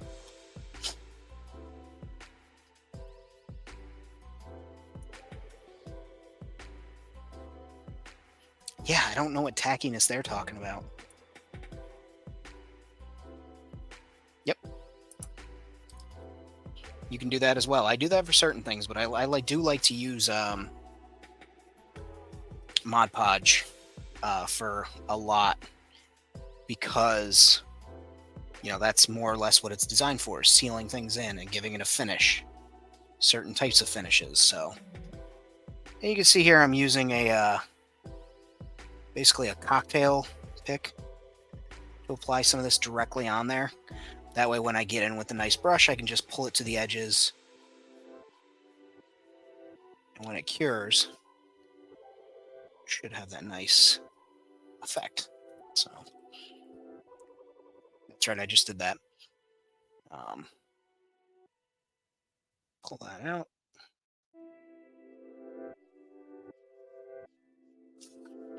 And I am just like pulling from those areas where I laid that on, going up to the edges of the visor.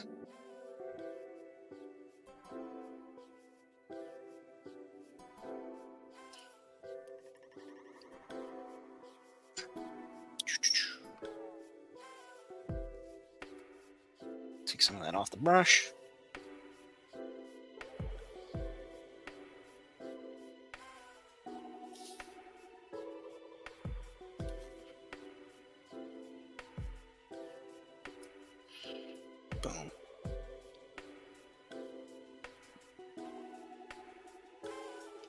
What in the hell are you? Little piece of debris. That's right, we'll work you out of there.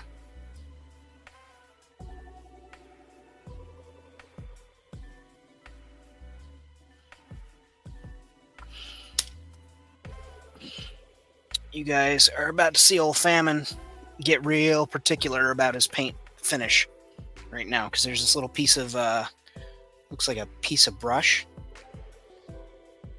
And it's just in an annoying spot sitting there, and I don't want it on there, so it's got to go.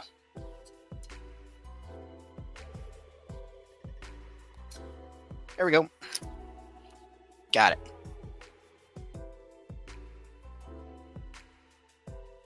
Yeah, once something becomes a, gets debris and like clear coat or whatever, I become a real menace to whatever that thing is and get it out of there as quickly as possible. Okay. That's done.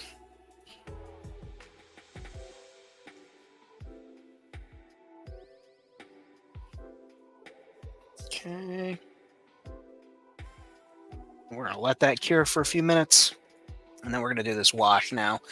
I thought about doing Nuln Oil, but I think we're going to experiment, because there's nothing that I like doing more with my hard work, and I put hard work in quotation marks, I just didn't do it because I'm cleaning my brush, than experimenting after the fact and possibly messing up everything I've done. I want to mix a little Nuln Oil with the black matte paint and some alcohol and some water, and use that as a wash.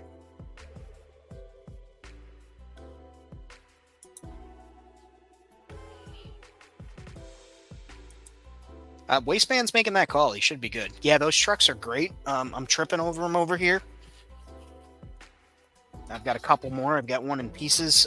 The axles are a bitch to get out of there, though. I'm gonna let you know that right now. If you decide to take the axles out, they're really in there fast. You're gonna have to cut them, I think, unless somebody else has finally figured out a way to get them out without marring up the thing. So we've got. All right. That's contrast paint. That's not what I want. There's the old Nuln Oil. Old Steve Nuln Oil. Guy I went to college with. Steve Nuln. It's a joke. I didn't go to college. And I never knew Steve.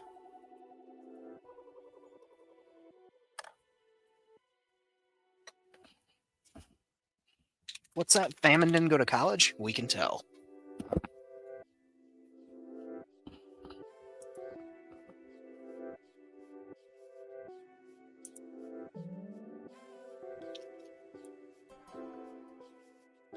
I got the van, and that thing's covered in shit.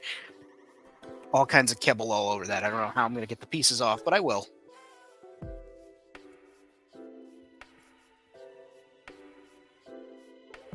And in case anybody cared what I used to get that piece of debris off of there, I used a sewing needle. I just chased it to the edge and then popped it up, and then I went back over with a brush stroke with the Mod Podge and smoothed it over.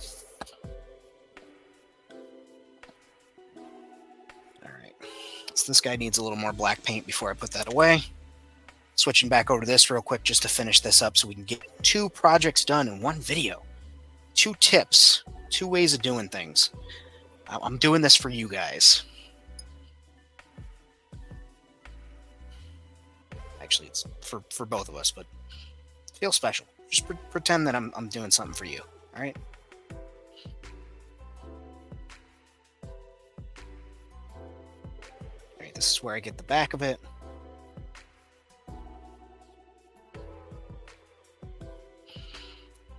Okay, we're gonna let that dry. One last pass on this guy. This guy's ready to be dry brushed.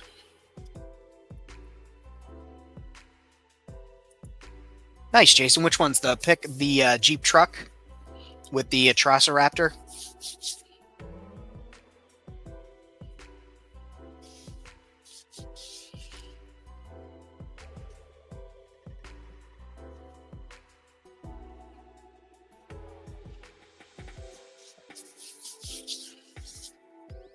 because I mean, that between that and the Atrociraptor and then the extra guy that comes with that set, you know, just a tactical soldier, but you can swap his head for an alien, paint him up. That's what I plan on doing.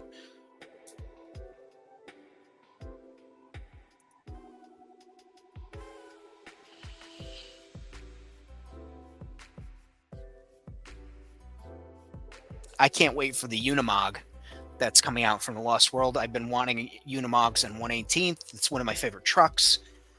Finally, they're releasing it, so can't wait for that. He's serving something, and it's not the civil people. It's not us. Yeah, yep. He just needs the beard, the contractor, high-speed, low-drag beard. Put a chamois around his neck, give him an AR. Not that I'm shitting on him. I have some friends who are PMC, but you're not wrong. It does look like him. Gotta get the operating beard. All right. Clean the brush out. So, as I said before, for these little grates here that we're doing, we're going to go ahead and paint them with some silver. And I'm going to say we're going to do not gunmetal. That's right. I wanted to do plate metal and then hit the high points with some of that nice silver. But, now you guys got me thinking here. Talking about all those trucks, I started thinking about different types of metal. Now here we are. Rough iron. We're going to do plate metal and then we're going to do rough iron over it. Well, I've never painted rough iron. Let's experiment. F it. F it, as the kids say on the playground when they want to sound tough but don't swear.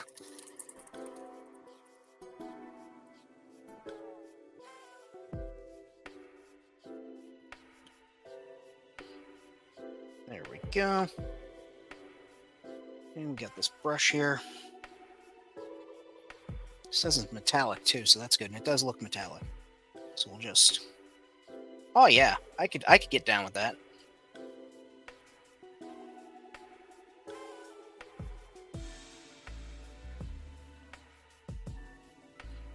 Get the edges. Could absolutely get down with this. That's pretty cool.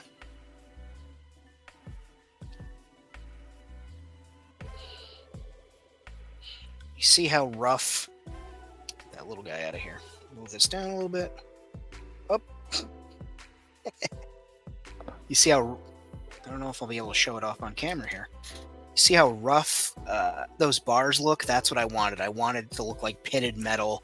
That's, like I said, had chemicals pouring over it and acid rain, maybe sand pitting it.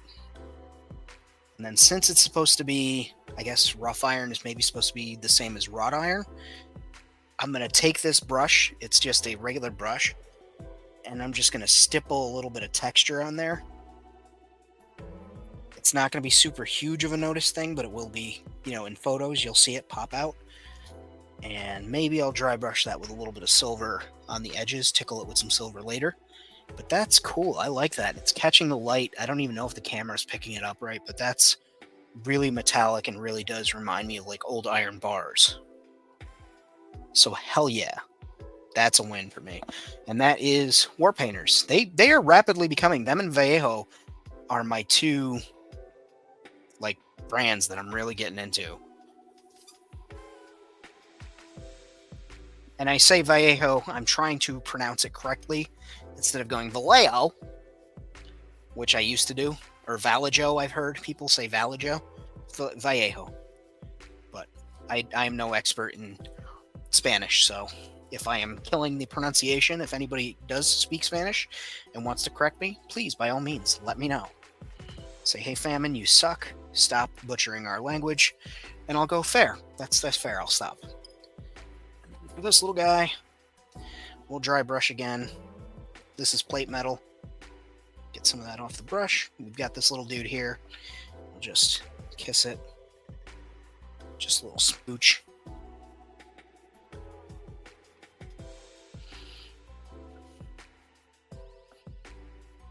Hit that outside edge.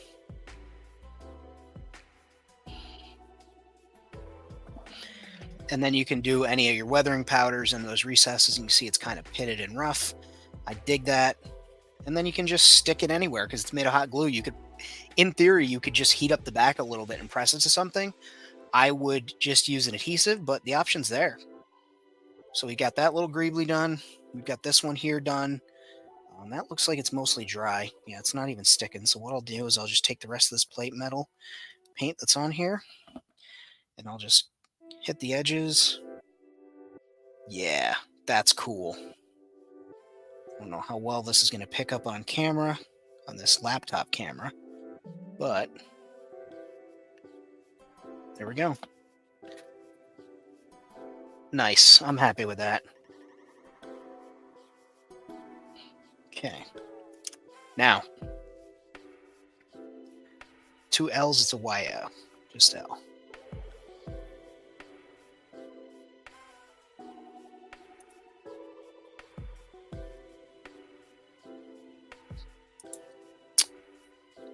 Was that for me or for Bjorn? Because Bjorn says he's got to get off his lazy butt. I've been working on some stuff behind the scenes. I'm documenting it, but not in the way that you guys are used to for my channel, which is cool because it kind of lets me, it's been letting me free up a little bit of my time. And not in the sense of, oh, I'm not, you know, making videos, but it's freed up the time that I'm making the videos with to do this in a way that's exciting for me. So I will be doing a video on a building that I'm going to be putting in there, but I've really been focusing on just building out the actual facility, right? The actual level of gimmick. I'm running up wires. I'm laying in stones that I've been doing for world building. Last week we worked on this panel. I've got to run wires for it. Things of that nature and getting them up there, but I have been putting up pipes. What else have I been putting up? Different connections, just adding more and more details. All right, so that's this finished. And where this is going to go, as I was saying here, is on this, and this will get fastened right there. You know, glued to that, and it'll look like a drain. And I'll maybe have some colors coming out of there, like some goop, UV goop and drip. But yeah, and that can either be, you know, something coming out of the ground for gases to escape, or coming out of the ceiling for runoff, coming out of the wall. A lot of options there.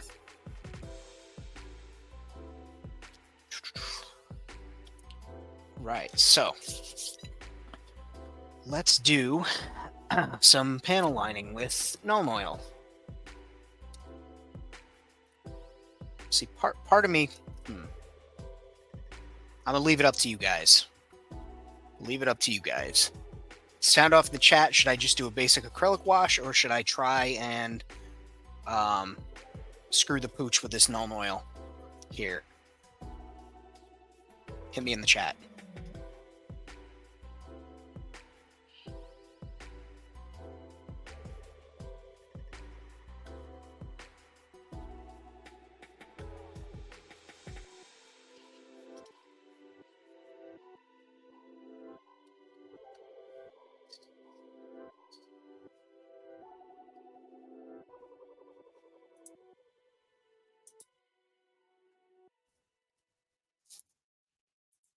Bjorn thinks I should experiment. I think if you haven't already, you should pick up some of these 2 for $5 Famine Studios Jackalope stickers. Just throwing it out there.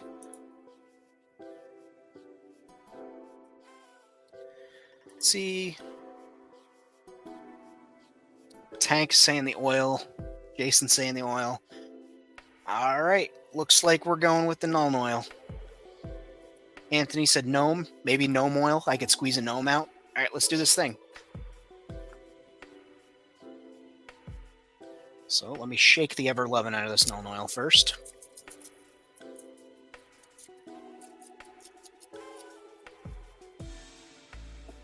I will put a paper towel down. And having one ready right here. Go big or go gnome. I like that. Timbo saying oil. All right, so send a little closer to me. Let's get in here close. Let's become friends here. Famine, you got to get a better setup than this. I know. I do this on a budget. I do this for you guys. Damn. Nuln Oil. Tiny brush. We're going to do some panel lining instead of just an outright wash. So we'll just doop. And I'm kind of cheating because the capillary action should be pulling this. There we go. Into these recesses. It's just me applying it to those spots where it should go.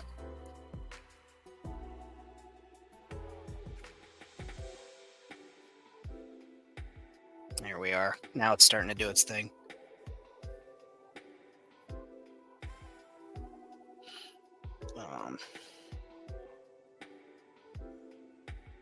Okay.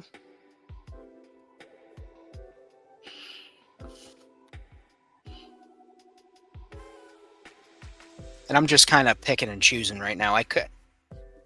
The only reason I'm not doing a big sloppy bath is because Nuln Oil is kind of expensive. I don't think I've ever used the Nuln Oil for panel lines on something this big before. Except your mom. Sorry, mom jokes. It's uncouth. But it's after 10 o'clock on YouTube on a Wednesday night, so if you're offended, your face offend. I don't know.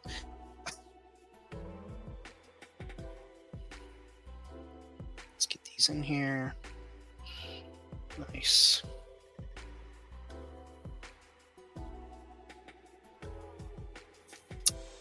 I'm not going to use mineral spirits. I'll just wipe off the high points.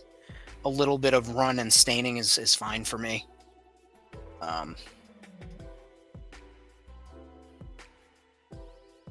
It is a robot after all. Like here on the bicep, I'll show you. I'll just wipe. And it leaves a bit in there. It makes that bicep pop. And when I pull it down too, if it leaves streaks, well, leaves streaks. And we're starting to get lines on the groin. And we'll just do that.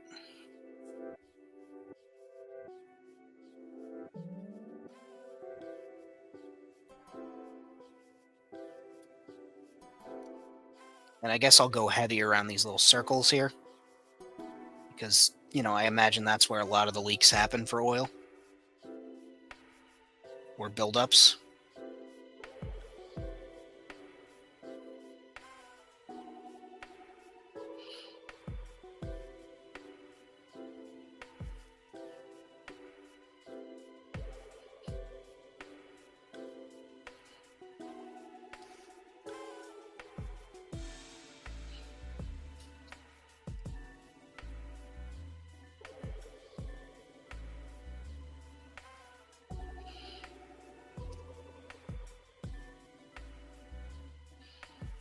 Boy, Famine, for somebody who's really picky about using this material, you're kind of laying it on thick. Well, you know what, Self, who's observing and narrating while I'm doing this?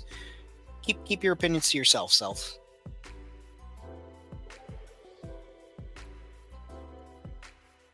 That kid's was called Self-Burn. That was a self-burn right there.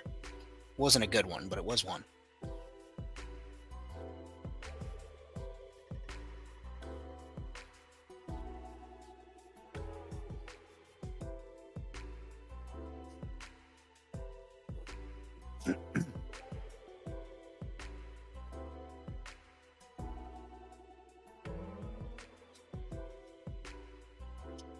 Again, if I just hit all the high points,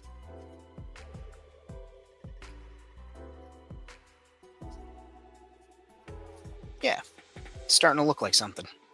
I'm digging this.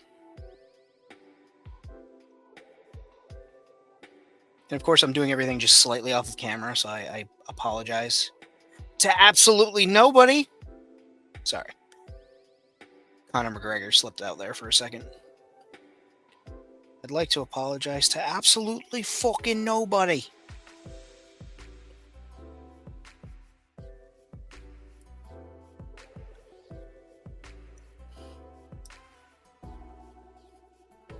And I am going a little bit heavy on the joints, because again, that's where this stuff would be squeezed out and running down the limbs.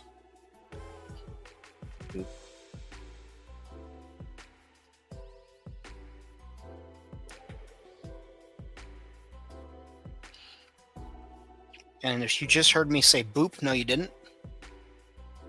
I sure as heck wasn't making sound effects while I was doing this. Pirates, what's happening?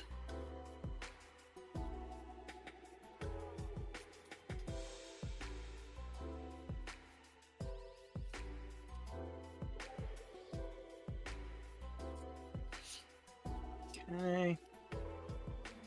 So that's one arm done. We're just going to continue this trend over the entire guy.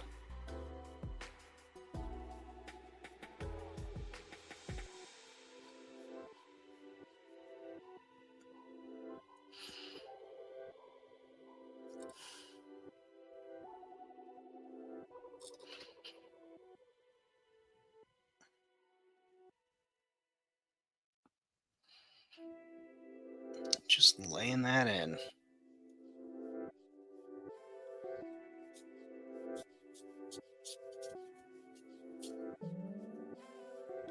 Nice. And that is starting to pop, so that's a good thing. Like a can of Pringles, once you pop, the fun don't stop.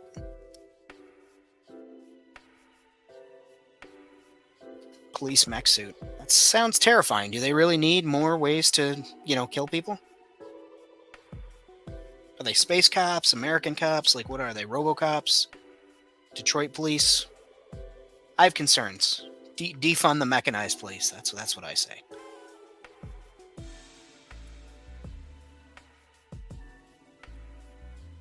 We are an ACAB channel here. All cops are bots.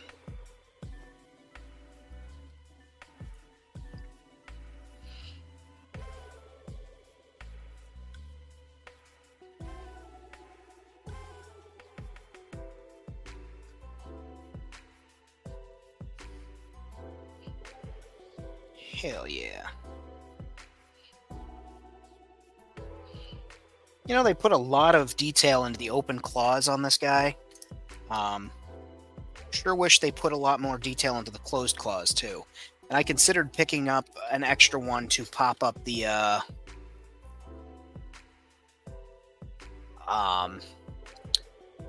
pop off the extra one and attach it to this one to have two open claws, but it's all right.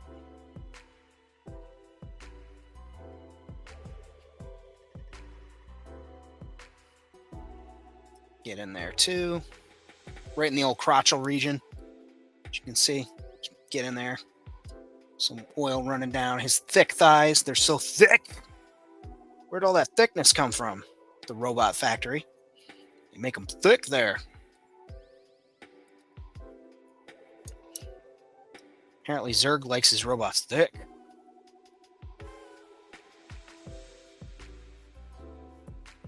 To infinity and beyond thick. Alright, I gotta stop.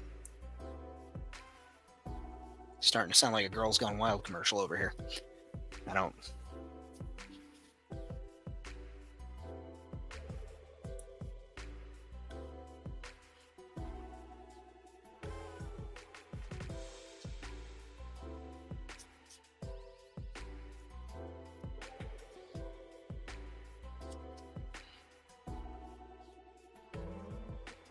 Nice.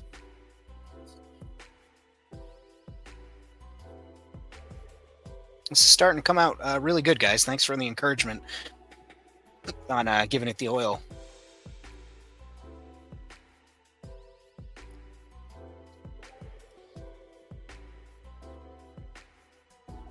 pull a little of that down here.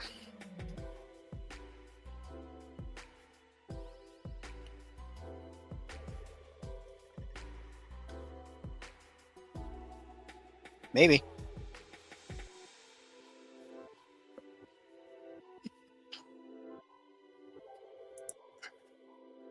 It's not a bad idea. If these suckers go down on sale again like they were, might be tempted to pick up a few more and try something like that.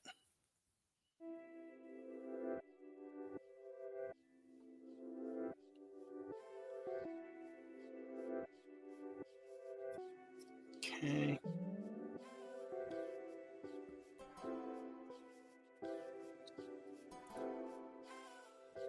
Maybe. I could have magnetized them. There's a lot I could have done, but I didn't do.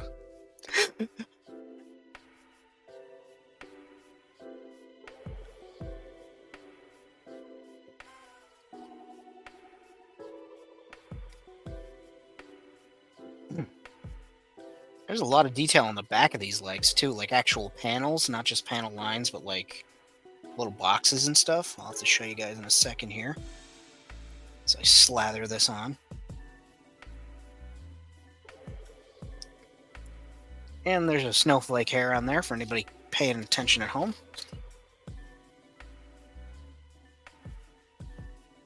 Miss Mau Mau leaving her hairs everywhere.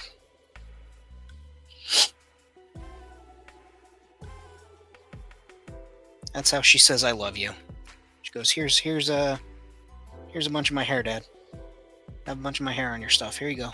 I left that there for you so you don't get cold. Mom, she's sound asleep over there.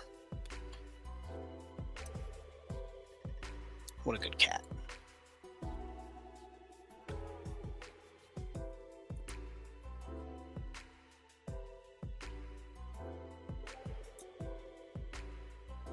Yeah, they do tend to leave hair. I vacuum every other day. I should vacuum every day, but man, that's a lot of work. Just, vacuum the whole house. And but I do vacuum and, get quite a lot of cat hair, and I brush the girls.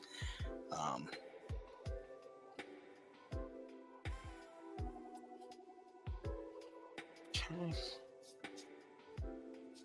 Go. That's looking badass, guys.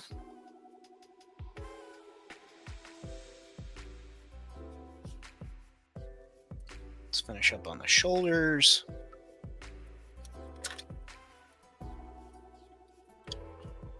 There we go.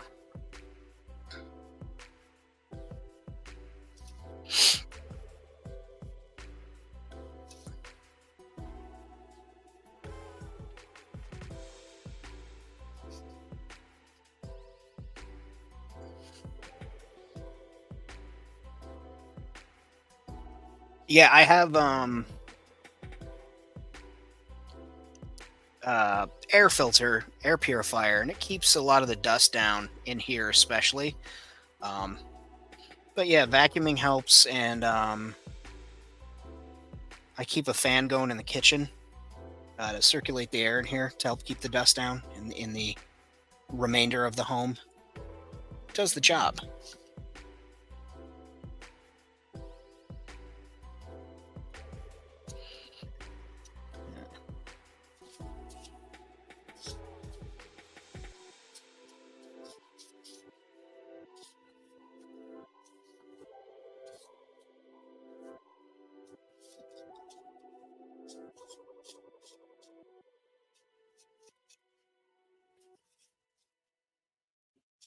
Okay.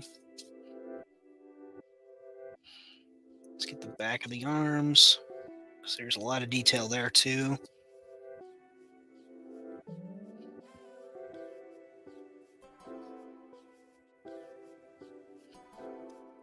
And then this little back panel, I'm going to go heavy in there,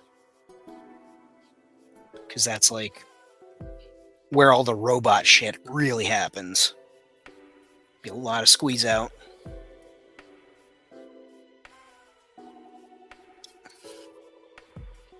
Could put a jetpack on this guy. Thought about it. Just like two engine ports.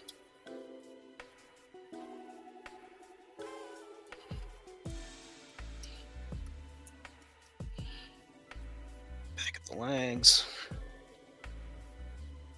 I saw you gave me a shout out today. I was going to comment, but I was watching it literally on my television before I started the stream, so I haven't left a comment on there. But I will. Thank you again. That was nice of you. If you guys haven't seen, go check out Pirates Whip Wednesday. It's number 14, I think, where he works on a Groot. Some really cool stuff going on there. I love the limbs that you added.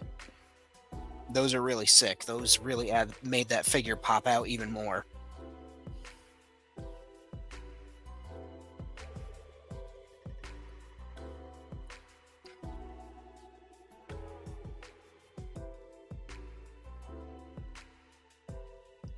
Bjorn, I see your question, and I'm choosing to ignore it. Oh, man. The jump pack from the McFarlane figures might work. I have so many Greeblies for that type of stuff, you know what I mean? I might be able to just pull something out of the air. Okay. Alright, I guess we'll do the helmet last. Or the head, whatever we want to call that thing. Because there are panel lines on there.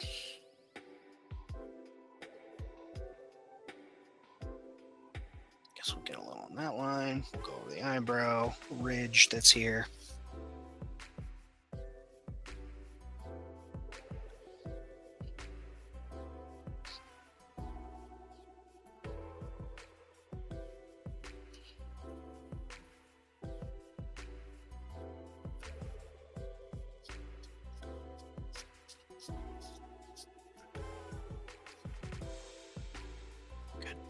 There we go. Guess I could lay this heavy on the feet. Yeah, I'll just use whatever's left on the brush on the feet.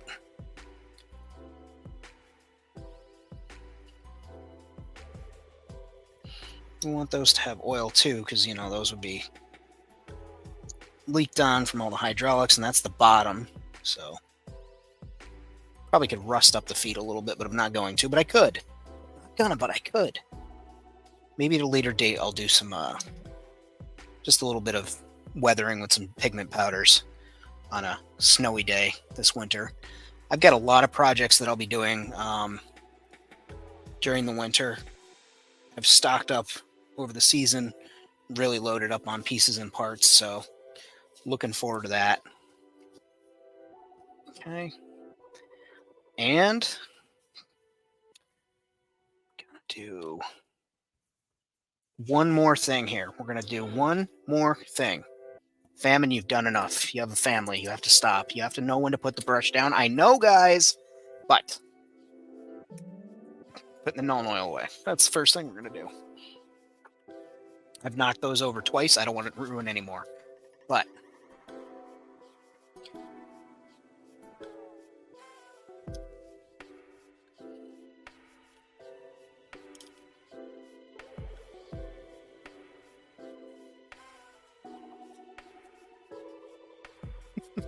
have a good night, guys.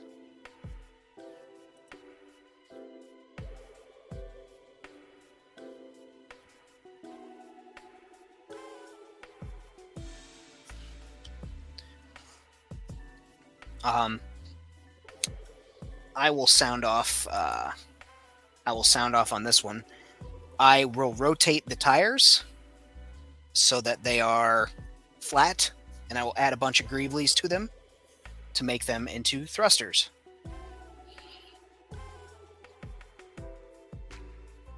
You can also use those yogurt, the kids, I say kids yogurt containers like I don't actually use them.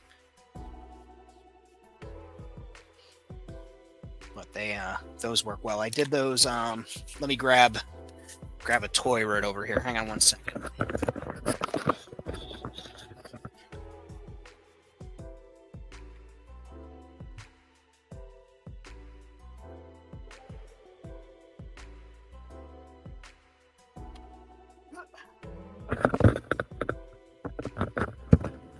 This is one that I did. There's a video of it on the channel.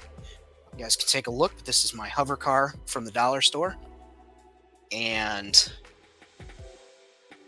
that is the yogurt cap, the twist off yogurt cap. That's one of the wheels with the hubcap turned inside out.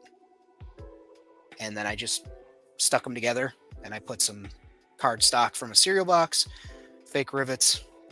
And then again, these are that yogurt thing. And that is Greebly's out of this very mold. That's this one right here. And I just use those. Again, one of the Greebly's from the mold. Same there. Just filling that bottom. So, yeah.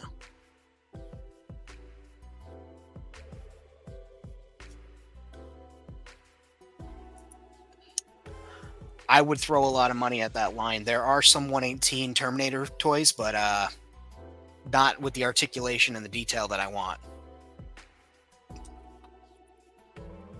Jason says water sprinkler connectors work good for thrusters. I'd have to see them. I believe you. I just can't mentally picture them. But yeah, no, pretty much anything I'd try.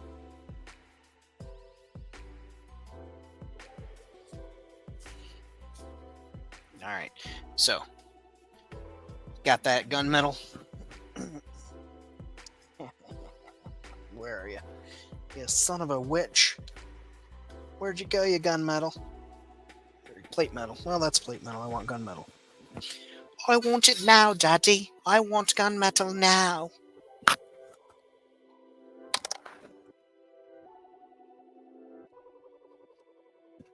Name the movie. There we go. Michaels is where I got the mold, Pirates. You missed earlier, I did maybe you were here. I did a couple of casts with hot glue out of there to make some rough looking details. Now, just taking that plate metal, getting the edge of my brush with it on there, take a little bit of it off. It's gonna be a little heavier than a dry brush. I'm just gonna go, all right, see? Add some scrapes in some of the high spots. Knees. Across the tops of the feet.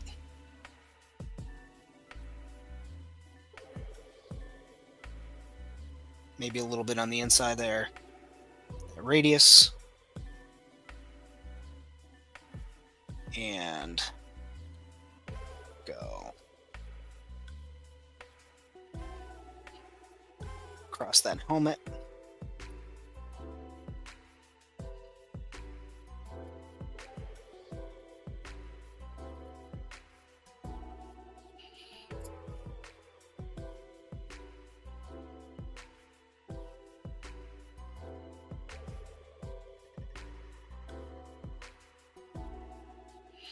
Just hitting a couple of high points. Try not to go crazy. Do the tips. Tickle the tips. We're just tickling the tips here.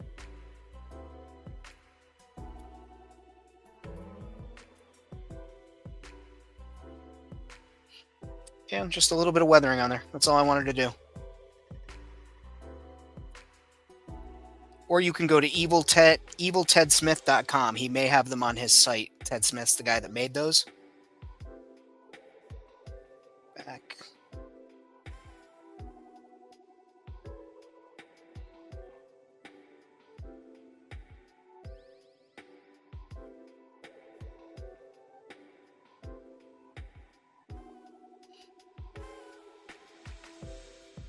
All right, done. He's done. Put him down.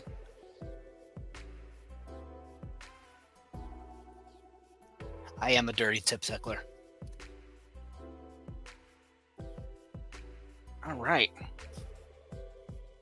Thank you, guys. This has been a fun stream. I feel like we got a lot accomplished today. Yeah. So we got this guy here and his buddy. They're living it up there. I fussed with his feet, so I messed up his stance. There we go. But they are very much in keeping. Once I do those guys, once I weather those dudes up, which I may do in another stream, or I may just include them in one of my videos. I'm not sure. But they've got some decent weathering on them. I just want to go a little bit more, take them a little bit further, make them my own, because everything that's going to be in Gimmick is going to be custom. Bring him down here. I realize you guys can't really see him that well up there, but I think that turned out pretty darn cool. And looks like a badass, I think. Hey, thanks for coming, guys. I appreciate that. It's always good to have company. I like having hosting the streams and having people in. It is always a big plus for me. We got to do that. We did the molds. We get to try some new paints. I like how that came out. I'm pretty damn happy with that. Got to show off some customs, help some people with questions about what they're doing. You guys sounded off with a lot of really good answers for those questions too. You know, shit that I never would have thought of. What I drop? I dropped a paint pot. I'll have to pick that up. But yeah, this has been really fun. I'm glad we did this tonight. Thank you all for tuning in. We hit 2 hours. That was a long stream. Let's see. What do we got this week? Well, I know our friends over at Toy Domination aren't having a show on Thursday. I know that World Makers Consortium, we are off Friday, and then we will be back at it with looks like we're going to be doing a big Q&A show, and we're going to talk about the holiday giveaway. So that's going to be coming up. That's exciting. This week I will probably have a couple of reels coming out, and yeah, I'm just getting excited. I want to start pumping out some more content for you guys. I want to help boost not only the channel. I am racing towards 1,000. That was my goal for the year. 1,000 subscribers. We are at 940 something. We are almost there. So if you have a friend or a family member who might like model building, scratch bashing, cosplay, any of those things that I do on this channel, share it with them. I always appreciate when people follow and subscribe. Thank you for coming. If you guys, again, looking to get those Famine Studios Jackalope stickers, 2 for $5. You can go to ko-fi.com/Famine Studios, or you can message me on Instagram and I'll give you my PayPal and we can work it out that way. It's $5 shipped. I'm not worried about putting stickers in an envelope that I've already got and sending it out with a stamp. They'll be protected and sent out to you, but it's an easy send, so I'm not worried about any shipping, just the handling. But thank you for tuning in. Hope you guys have a remaining rest of the week. I hope the rest of the week is there for you. That's a given. I hope you have a good remaining rest of the week. Thank you for tuning in. Be well. If you haven't subscribed yet, you're watching this on the replay, hit the subscribe button. Otherwise, be good, guys. Too sweet me. Thanks for coming in. Take care.